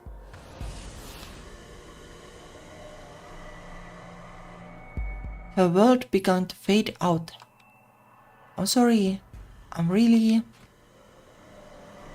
Tara's freefall was stopped. Kieran. Tara... Kieran. Kieran held on with all her strength. Her grip on Tara's hand was iron strong. She grunted in pain, grimacing so hard her teeth looked like they were going to crack from the force. Tara felt her start to slide a bit. Kieran, don't. Kieran shook her head, as if knowing what Tara was going to say. Slowly, she began to fight against the strange, unseen force that seemed to be pulling Tara away from her. But all she knew, the heaviness must have been what it was really like to save someone from falling. The radioactivity indicator on the device fluctuated and set off an alarm again. At the same time, the grip of the ghosts became much stronger. They pulled Tara with everything they had. Maybe the ghosts are somehow like powered by the radioactivity or something. Like they did see them on the cameras, like when they were pulling out the fuel rods or something. But that could make sense. Also, like if they are in the pool of used fuel, I guess it makes sense. Anza tried to wriggle out of the director's grasp. She wasn't going to try and debate his wild conspiracy theories while he threatened to crush her windpipe. But he was too strong. The director grimaced as he stared down at Anza. Come on, you're a smart girl. I'm sure you understand it's better to tell me how to stop this shit than it is to keep fighting. He moved his shoulder a little to let her see the interior of his jacket. There was a pistol strapped to it. This island counts as its own nation. As stated in your contract, you forfeit the rights you had in your country of origin the moment you stepped foot on our soil. I don't know anything. You are not going to gain anything threatening me like this. The director gave her a blank look, radiating quiet rage. I have had enough of your bullshit. He threw her to the side. Ansa's head hit the edge of the control panel at a dangerous angle before she fell to the ground. The director waited a few moments. Then, when Ansa remained motionless, he glanced at the cameras and pulled out his gun. I'll just take care of the rest of them. From his pocket, he pulled out a micro transceiver and spoke into it. Get down here immediately. Kieran slid even further. Well, I'm sure the director coming here is not good news for somebody. I'm pretty sure the ghosts don't mind the gun. That won't help there. Now, Kiran slid even further. Tara shivered. Please, Kiran, we are both done for if you don't let go. I won't. Suddenly, she slowly felt the strength of the hands begin to diminish. Radioactivity levels were going back down, inconsistent as always. Let go. All at once, the creatures let go. The sudden lightening of her load caused Kiran to pull Tara up like she was popping her out of an unseen hole. Whoa! The two scrambled up to a sitting position on the walkway. Kiran relaxed and gasped for air. Tara, however, was still on high alert. She looked up. There, the creatures were gathering up, climbing up the ladder like a massive teal cloud. Shit. Kiran, come on, let's go. But just trust me. Tara took Kiran's hand to help her stand, and she ran as fast as possible in the direction closest of the hallways.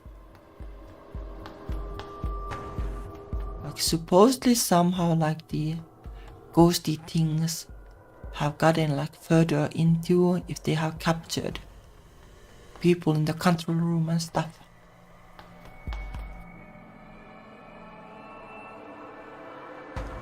The creatures made it up to the walkway. Kiran, help me quick. Okay.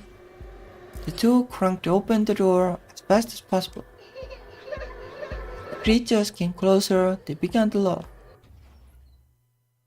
Tara smiled with relief when the door opened wide enough for them to squeeze through. Yes. Tara dragged Kiran through the open door.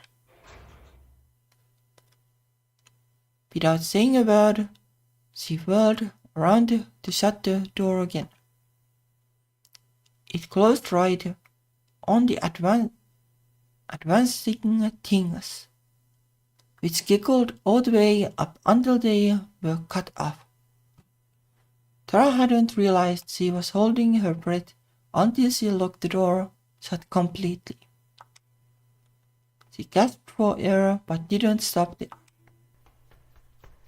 Without another word, she grabbed Kiran's hand again and ran. As soon as they reached a door, she'd open it with mad strength and speed. Tara. She could still hear it.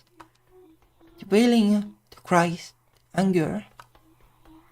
It hammered away at her skull and threatened to crush her mind.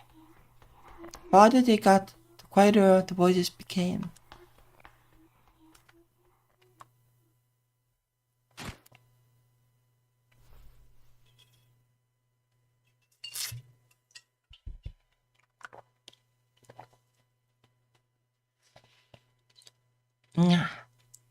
Soon she managed to find a hallway that was dead silent, and she let go of Kiran at last, and braced her tired body against the wall. Tara. Kiran reached out to touch her girlfriend's shoulder.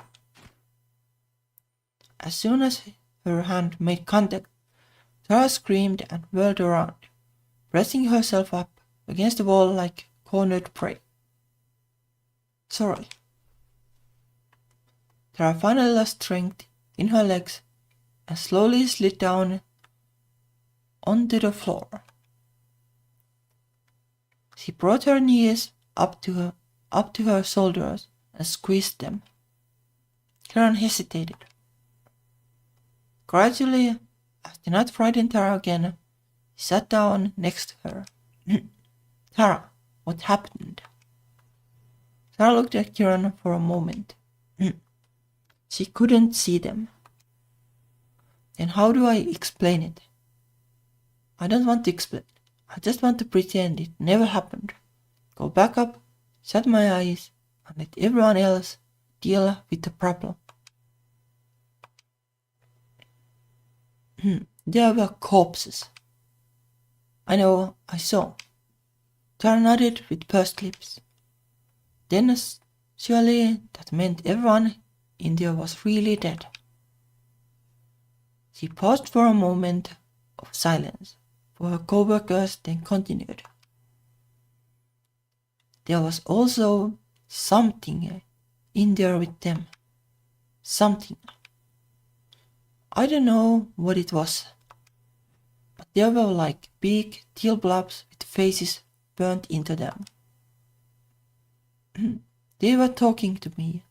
They were angry. They kept saying that it could have been them. They kept asking me why. Why? Tara. Kieran. Tara's voice was both resolute and defeated. You didn't win the lottery by chance. I used something called a priority coupon. That means that I stole a chance to just survive away from someone for your sake.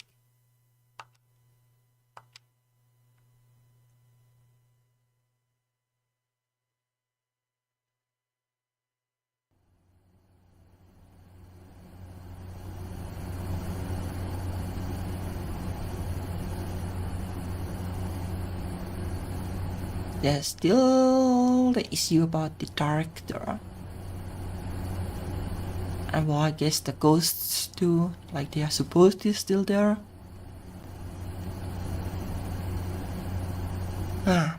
Abandoned control room was still. The quiet hum of electronics was the only sound that filled the room. Camera feeds would blink in and out at random. Nobody there to watch them.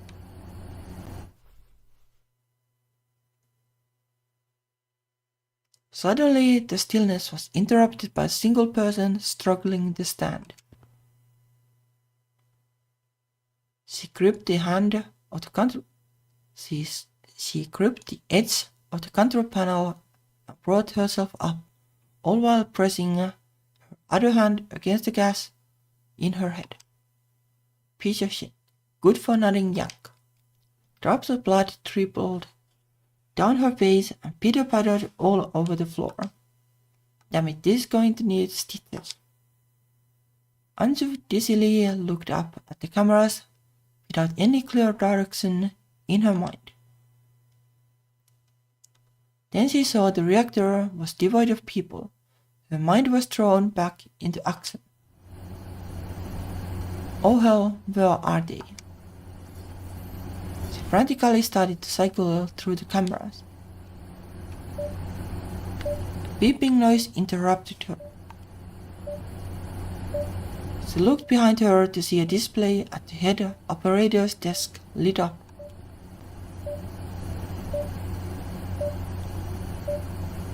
Anzu walked over to see what was making the sound.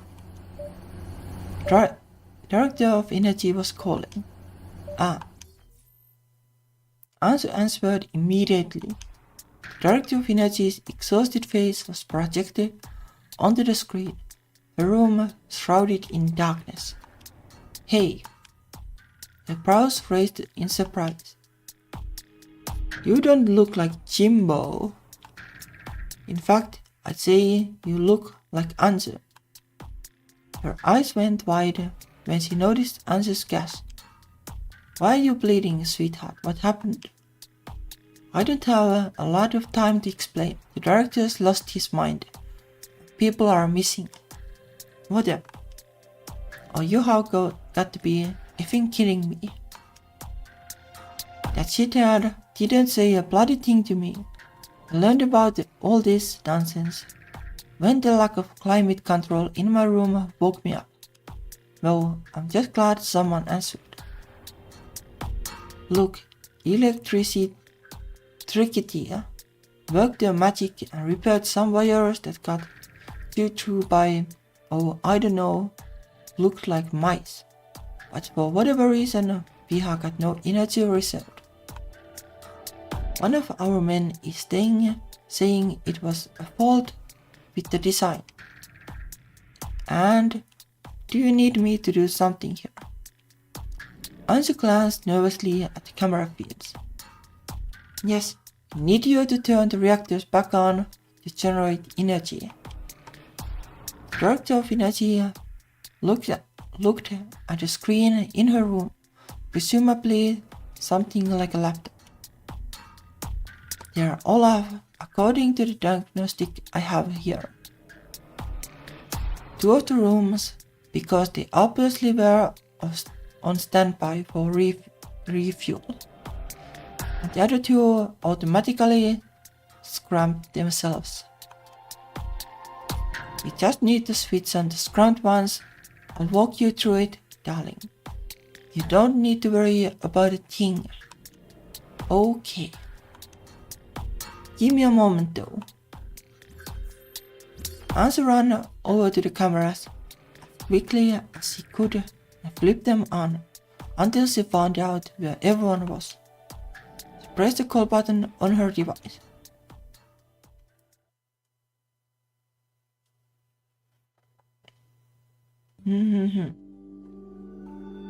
Like maybe she can make them avoid the director if she can see where everybody is. Something. With a fraction of crushing weight off their shoulders, Carol leaned her head against the wall as her heart swelled in discomfort. Kiran hadn't said a word. She rubbed her wrists like she was trying to get something after. Carol's parched throat made her voice croak. Do you hate me, Kiran? No. Kiran's reply was immediate. Like I said, I think this place is horrible. You did something... Haha, you can say awful. I wouldn't blame you. It's a little awful. It's like, well, saving like one person, I guess, would have been the option. But it's still something, but there's only so much you can do. See, but I think deciding who lives at random is even more awful. So much more awful than some people desperately trying to save their loved ones. In fact, I doubt you're the only one who resorted to this. And besides, even if you hadn't done it, an unfeeling computer might have randomly generated a number to let me in and have someone else suffer anyhow. Yeah, probably. Like no guarantee that it would have been like someone in the biggest need, and well, even then, well, someone in the second biggest need and so on wouldn't have been helped or gotten help. The people who run these islands and the world leaders that agreed this are at fault. So many people who could have prevented this chose not to. You're just one person. So many people who could have prevented this chose not to. Oh, sorry, I think I accidentally pressed the back button. I guess. Silence loomed over them for a few moments. Tara turned her head, so she was looking off into the distance at the end of the hall. I'm going to have to tell Ansu. I can't hide it forever. She'll hate me. Kiran chose her words carefully before speaking. She and I are friends, but I don't know her as well as you. So I can't say if she'll hate you or not. And I don't really think whether or not she'll hate you is what you should be worried about. If you think she has the right to know, then you should tell her. Tara weakly turned her head again and smiled at Kieran wryly. I don't want her to think I'm a bad person. I'm scared. If it were me, I'd want her to know, so the secrecy doesn't crush me. And she's smart. She'd probably find out eventually. It would be better if you told her on your own terms. Tara threw her head down and cried out. The words of the creatures flashed through her mind. But I'm scared. What a pathetic reason to be scared. Am I a child? Is this really what matters right now? At that moment, the speaker of a communication device crackled, startling her. Bonjour, ladies. Can you hear me? Tara's mouth went dry. She couldn't speak. Answer, there's a problem. Kieran leaned in and covered for Tara. What a coincidence, I have some bad news too. You sound out of breath. It's related to what I'm about to tell you. Director is coming for you all. And granted, I wasn't seeing things. I think he has a gun. What? The news are enough to snap Tara out of it. You know, like there is like a rule in like writing stories. Like if you show a gun, then the gun needs to be used. Effing bastard. What happened? To put it simply, he let some conspiracy theories of his get to his head. But this is like uncomfortably realistic, given like recent things in like international politics and stuff. Like the rich people and people in power like seem to be really prone to this conspiracy things.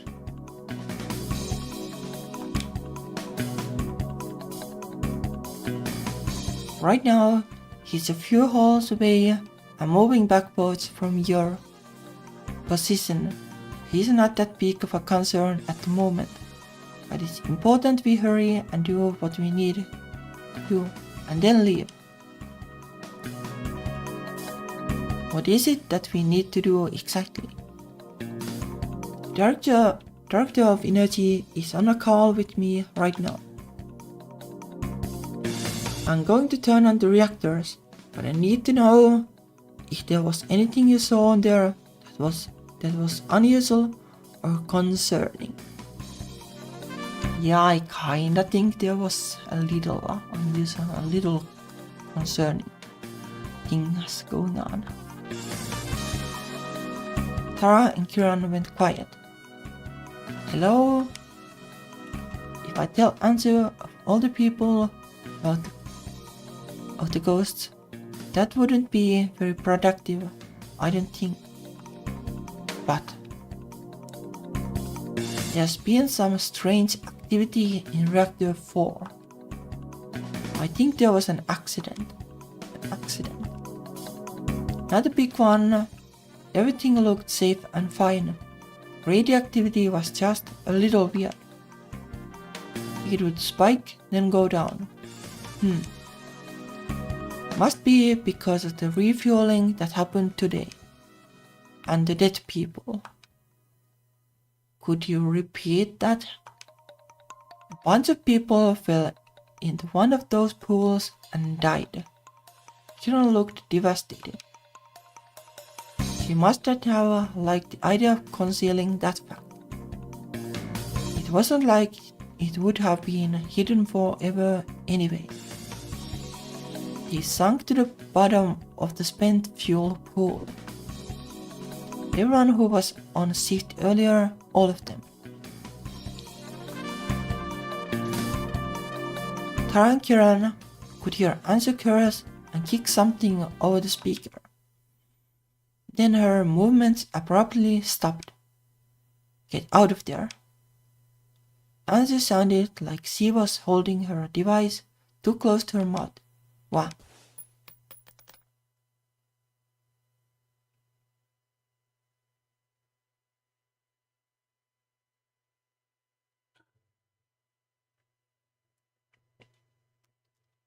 The barrel of the director's pistol smoked. Looks like I missed. But Kieran and Tara scrambled to stand. So I was right. I don't know what your group stands to gain from sabotaging the electricity and killing workers. Are you suicidal? This island can barely operate without power. Imagine if we were at risk of running aground without a way to steer it. Or if it were raining without a system to seal the city and pump excess water out into the ocean. Or is it that you want to tank the company's reputation with some fake malfunctions? Who do you work for? Who paid you all to do this? Well, you paid us. You know, you're just in another rich guy's pockets, right? The women didn't even know how to respond. They only had two options, fight or run. Neither of them had a weapon of their own. Fighting was out of the question. Trying to run would result in getting shot. Are you going to answer me or not? If you don't want to, then I'll just go get the answer from the bitch with the escalator banks. Heard you. I know you're still alive. Ansu let out the breath she was holding. She had kept her connection open to listen. She continued to do so, unwilling to leave Tara and Kieran all alone. Additionally, she wanted the director of energy to hear everything. Ansu wasn't sure what she'd be able to do, but she hoped that it would be something. The director came closer. Tara and Kieran still didn't move. With the way that he was now, making sudden moves would probably make the trigger finger itch. Tara wondered if staying still was a mistake, because now he was within point-blank range. I guess I'm not getting my answer. Yippee-ki-yay, mother effer. In a fraction of a second before the director pulled the trigger, time slowed to a crawl. Kieran reached down to grip Tara's hand, preparing to run away. Tara's eyes focused on the gun, and only the gun. The director continued to hold it single-handedly with his arm stretched out all the way, even in such close quarters. My leg can probably reach it from this distance. If I can kick it. No, this is too risky. His finger moved. Who was he going to shoot first? Tara or Kieran? Tara imagined what it would look like if Kieran, who Tara had sacrificed other lives to secure the future of, lost her life too. Tara would continue her dreary job with even more guilt clouding her heart. The memory of her beloved's horrible death would never stop replaying. There would be no more Kieran, no more adorable little odd face, no more side touches to get Tara's attention, no more silly jokes and out-of-place snickers. The girl who brought color to little Tara's world when she smiled at her during Uttarayan, kite flying would be gone. Forever. What would be the point of living anymore? Tara made her decision. Not a chance in hell. She swung her leg in her arc with everything she had. Not used to kicking like that in any capacity, Tara stretched her muscle too far and winced in pain as her foot connected with the barrel of the gun. It went flying away, thrown out of the director's hand. What the hell? Let's go. Get effed. Two women made a break for it, hand in hand. Though the path back to the control room was open, Tara didn't run towards it. Are you two okay?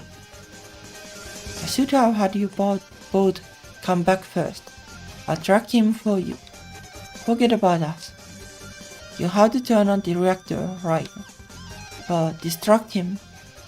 We'll distract him. So hurry up and do it. It doesn't matter right now. I'm afraid it does. Once whirled around to look at the display on the head operator's desk. The director of energy sounded as she was heading down the emergency stairway. Ansu couldn't see her face anymore. She seemed to be carrying her phone in her pocket. But her voice had a grave tone. Security won't listen to me. They are all the young director's personal dogs. They'll do whatever he says. It seems like he's distrusted me for a long time. However, they are not stupid dogs.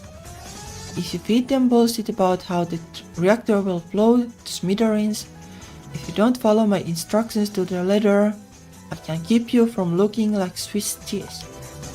Why would that happen? Because they are coming for him. Anse's stomach dropped. Hurry, Anse. Turn on all the displays behind this desk and start up the process for Reactor 3. She obeyed. When they turned a corner, Kiran stopped, her breath hitching. Kiran, look. Masses of the creatures from the reactor gathered in the formless blobs, poking out of nooks and crannies in the hull, small gaps in the pipes. They made the same familiar wail Tara and Ansu heard before the power went out. Kiran, you can see them now. Ah!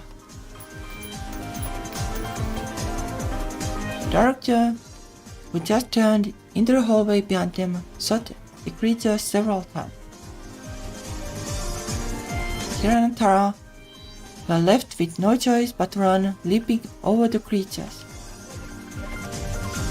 They reached out and tried to grab at the women to no avail. Kiran only started seeing them after I told her the truth about her lottery win. And if the director can see them too. The realization hit Tara like a freight train and snapped her into anger. That bastard, he knows what he's done and still treats us like this. Security guards burst into the control room. Stop right there. Where's the director? Ansu didn't even budge or respond. She listened to the director of energy's instructions, jumping back and forth between touch screens. She had to take on every position at once. She had no choice. The gun was pointed at her. I said stop. Shut up. What did you just say to me? I said shut up. We are fixing it. If you want to stop me and watch this whole island become floating Chernobyl, be my guest. The guard put his finger on the trigger. You bitch. Wait, she's telling the truth. Look. The aggressive security guard listened to his co-worker and turned his attention to the displays. Though he didn't know the jargon rapidly appearing on the screens, he could tell that something was turning on. It had to do with coolant control. Regardless, he made a gesture and several guards aimed at Ansu. You'd better keep turning it on or there will be problems. When you're done, you'll tell us where the director is. Fine by me. Director of Energy only continued to calmly recite instructions, Ansu unperturbed by the behavior of security. Kiran, now in the lead, turned down a random hallway. Where in hell are you going? No bloody clue, I just want to get away. Kiran looked around wildly as they ran, dodging every creature that appeared more than she needed to. Exhausted from all the intensive physical activity was starting to take its toll on both of them. If they dared to rest even a moment, they would be done for. We are going in circles. He might get clever and try to go backwards or cut us off if we keep this up. And what else do we do? Tara hesitated. I say we make a break for a reactor, open and close as fast as we can together, then go to one of the other halls connected to it. Director will have to manually open and close too, all by himself, for a man as big as him. He'll be slow. Okay. A gunshot rang from down the hall. Tara looked back to see the director running after them, aiming wildly. Oh, let me drink.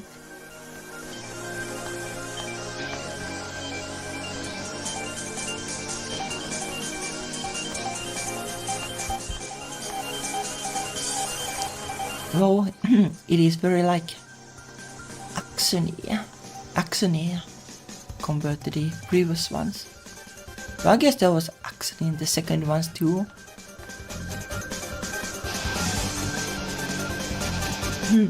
I'm afraid the real world doesn't work like your country's action films. Hop. Kiran dove through the connecting hall in the middle as another gunshot sounded. This time it hit a nearby pipe and began spraying hot water. Kiran managed to duck under it while the director was assaulted by its force. Shit. That's what you get. Two reached the door to reactor 2. When Tara reached out to use the manual release, the door opened by itself. Shit, it's already coming back on. Ansu's too fast. Should we go back? Before Tara could answer Kiran's question, the bullet whizzed right past them. The director, soaking wet and breathing heavily, was already in the hallway. No. This time, Tara took the lead, pulling Kiran along into the reactor room. SMRs were humming with life. The turbines were quickly speeding up. Tara and Kiran tried to ignore the creatures climbing up the ladders, and along the walkway, moving out of their way if need be. The room was rapidly heating up. Is this safe? It won't get dangerously hot all the way over here. Tara briefly looked back at the director. He suddenly stopped fell to his knees and threw up a strange greased track. Creatures gradually made their way toward him. Something tells me those ghostly things aren't safe to be around unprotected though.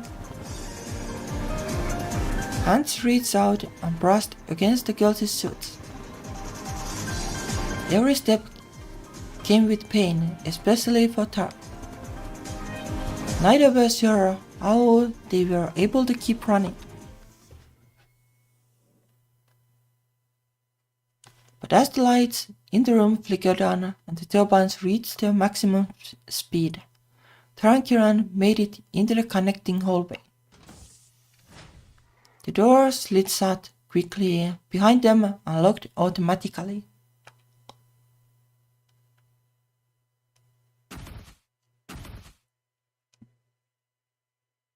Was the director not having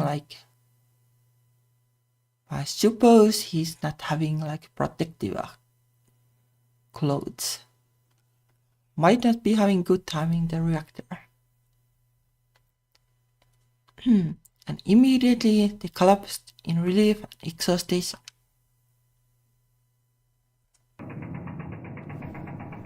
It's on. Good work, sweetheart. Anzu searched for Tara and Kieran on the cameras. When she saw them sitting together in a corridor, she breathed a sigh in relief. The smile disappeared when a rifle's barrel was pressed against the back of her head. Now where's the director? He ran off on his own into the reactors. What? Look. One of the security guards pointed at the camera feed with a shaky hand. There was the director, throwing up violently in Reactor 2 as he swatted at the creatures gathering around him fretfully. What the hell are those? Quit your complaining. I got myself here with effort. Parents squawk. Oh God, make it stop. As he vomited more 3D printed food onto the walkway, the creatures managed to envelop his leg. No, get away from me.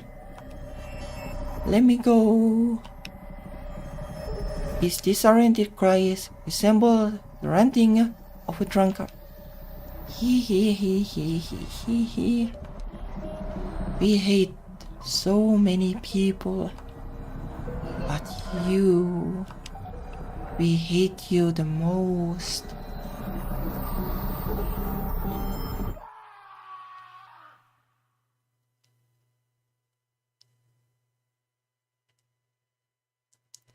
The director was torn off the walkway and sent flying down. The walkway camera suddenly went out. Everyone in the control room followed where he went on the other feeds. He watched as he was dragged like a ragdoll, far down with a splash into the corpse-filled spent fuel pool. The creatures disappeared.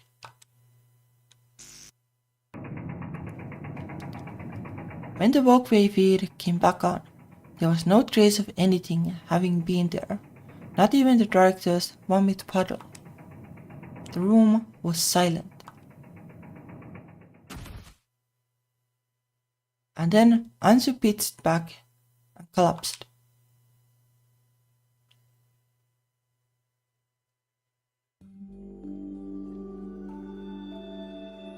In the corridor, Tara and Kieran pressed their heads together as they cooled down.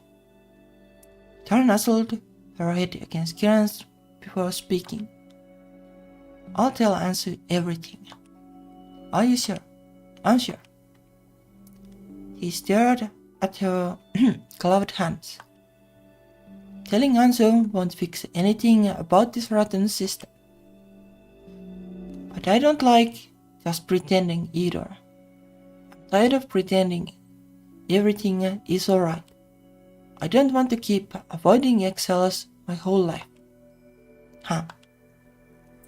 Kiran smiled sweetly up at Tara, who hadn't realized she stood up all while talking. Huh, what's so funny? I wasn't trying to crack a joke this time. Ma, it's nothing. Kiran stood up too. Let's go. Yeah.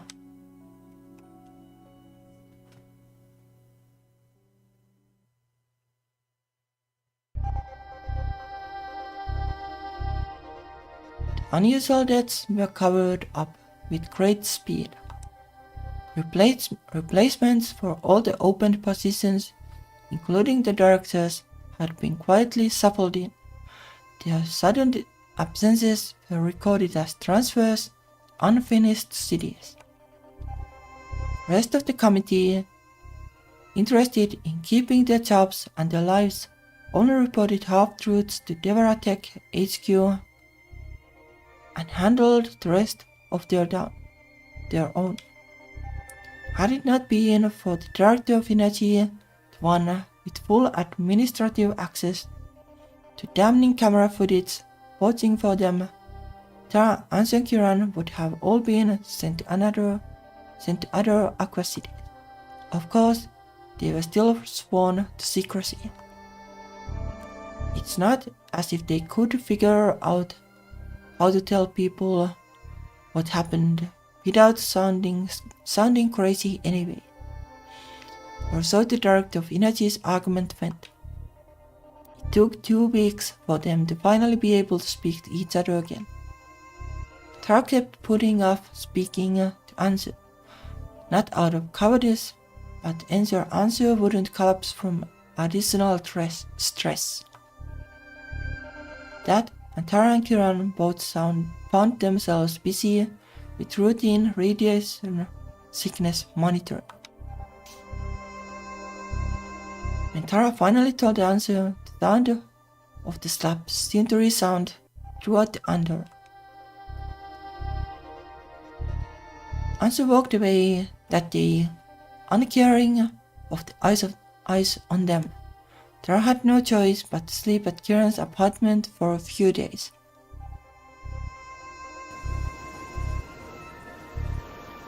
The two found themselves at one of the city piers during a midnight stroll, without their phones, so they could enjoy their time uninterrupted. All the while, Tara occasionally nursed her cheek. The mark is gone. Why are you still doing that? Sure, the pain's gone, but it doesn't change the fact that my heart still hurts. When we are done getting checkups, I'll have to go back to working and living with her. Never let me shag a company assigned roommate ever again. Okay, I'll try. You're kind of insatiable though, so I don't know if I can. What's that supposed to mean? Haha. Oh, you mumpy. Karen's cheeks flared hot at the sound of her dark now. Hey, that was low. You left me no choice. Kiran reached out and started pinching Tara's cheeks. Ow, ow, ow. The lingering pain in my heart, the lingering pain. Boo, boo, you're loud. I see you two have been having a wonderful time without me. Tara nearly leapt right into the ocean out of survival instinct. I answered. Good evening. It's a good thing I'm still on pleasant terms with Kiran, or I never would have been able to find you, Tara. Kiran, you told her where we are. Yeah. So that was the important message you had to send before we left. You traitor. Ha ha ha. You can't run away, Tara. The grin plastered on Ansu's face was concerned. There wasn't a hint of upset in her words or accents. Tara stopped covering once she realized this. You aren't mad at me. Oh, then don't get it mixed up. I'm still very displeased with you. I have cooled off about the coupon thing, but I still can't stand that you hid something like that from me. I still think it's better we take a break for now. Tara wilted. Then why did you come?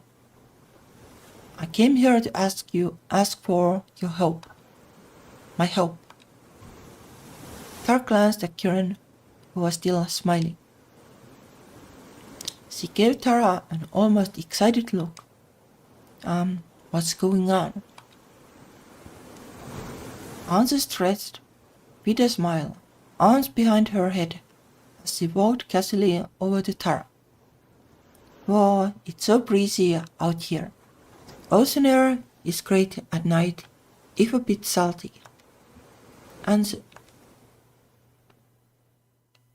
When Ansu finally closed in on Tara, she put a hand on her shoulder and spoke without looking at her, gaze focused on the horizon. Her voice was very low, as if she expected someone to overhear. We are going to make this place ours. Huh. Ansu chuckled before continuing. That idiot gave me a pretty good idea.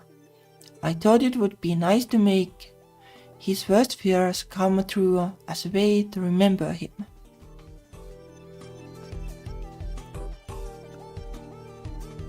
Oh yeah, hello chat.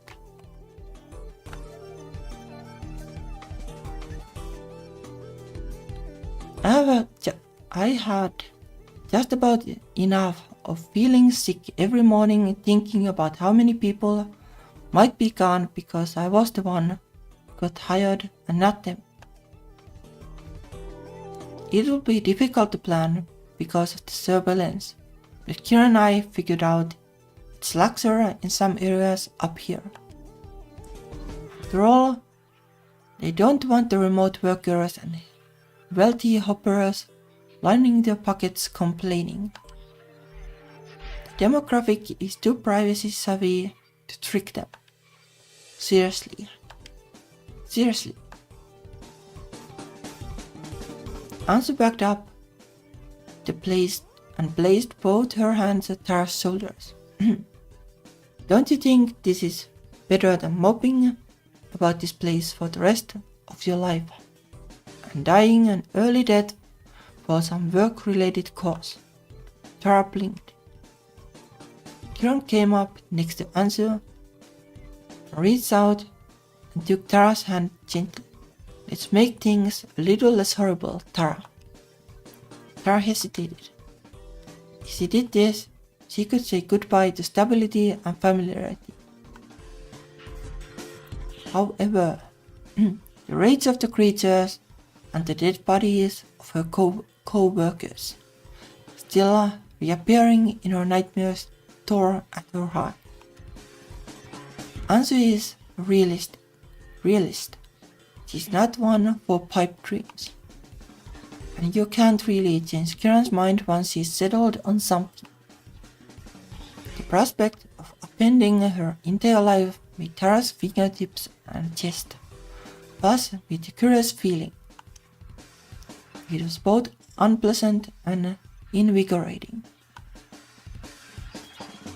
Perhaps if she had been asked the same question before the blackout incident, she would have immediately rejected the proposal. However, Tara had changed. After all, she had just kicked a gun out of a man's hand and lived. Alright, I'll join in then. Yay! Ansu patted Tara's shoulders, then pulled her hands away. No, for starters, we should probably make it look like I had a grander purpose coming up here. Let's go get some ice cream. Yay, undercover ice cream. Tara watched Ansu and Kiran head off toward the city for a moment, talking in the sides of their backs.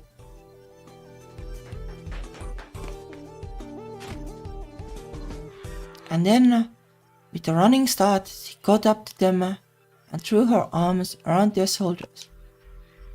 The food up here is pretty good, you know.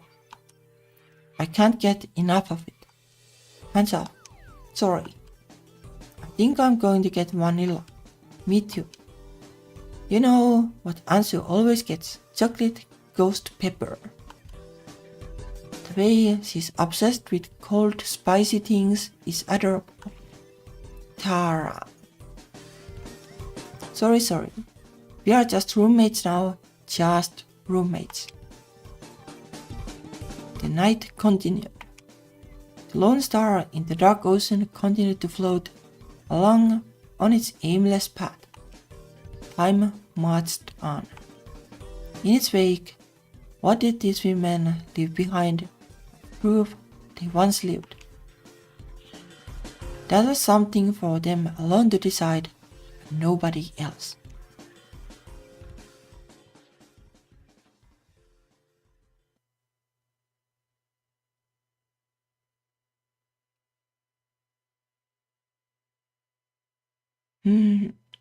Is this the end?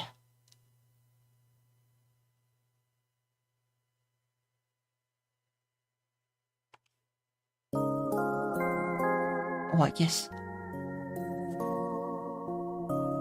But that was very imaginative kind of horror. Like kinda grounded, but also ghosty. Interesting.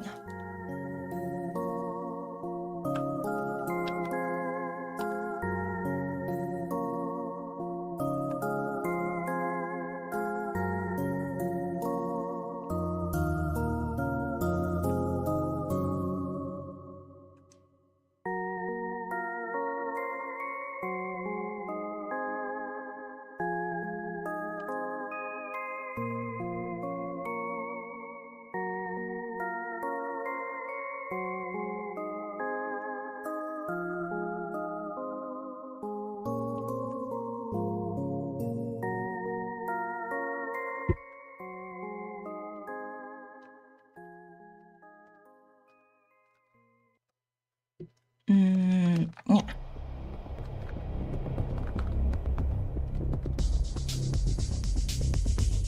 Yeah, this one was good too. I think well, this is like close to the second one too, but I think I like the second one a bit more. Just like a tiny bit. This was imaginative with the sci-fi and the ghosting combined. You don't see that like too often. That's nice. But the second one was too, I guess.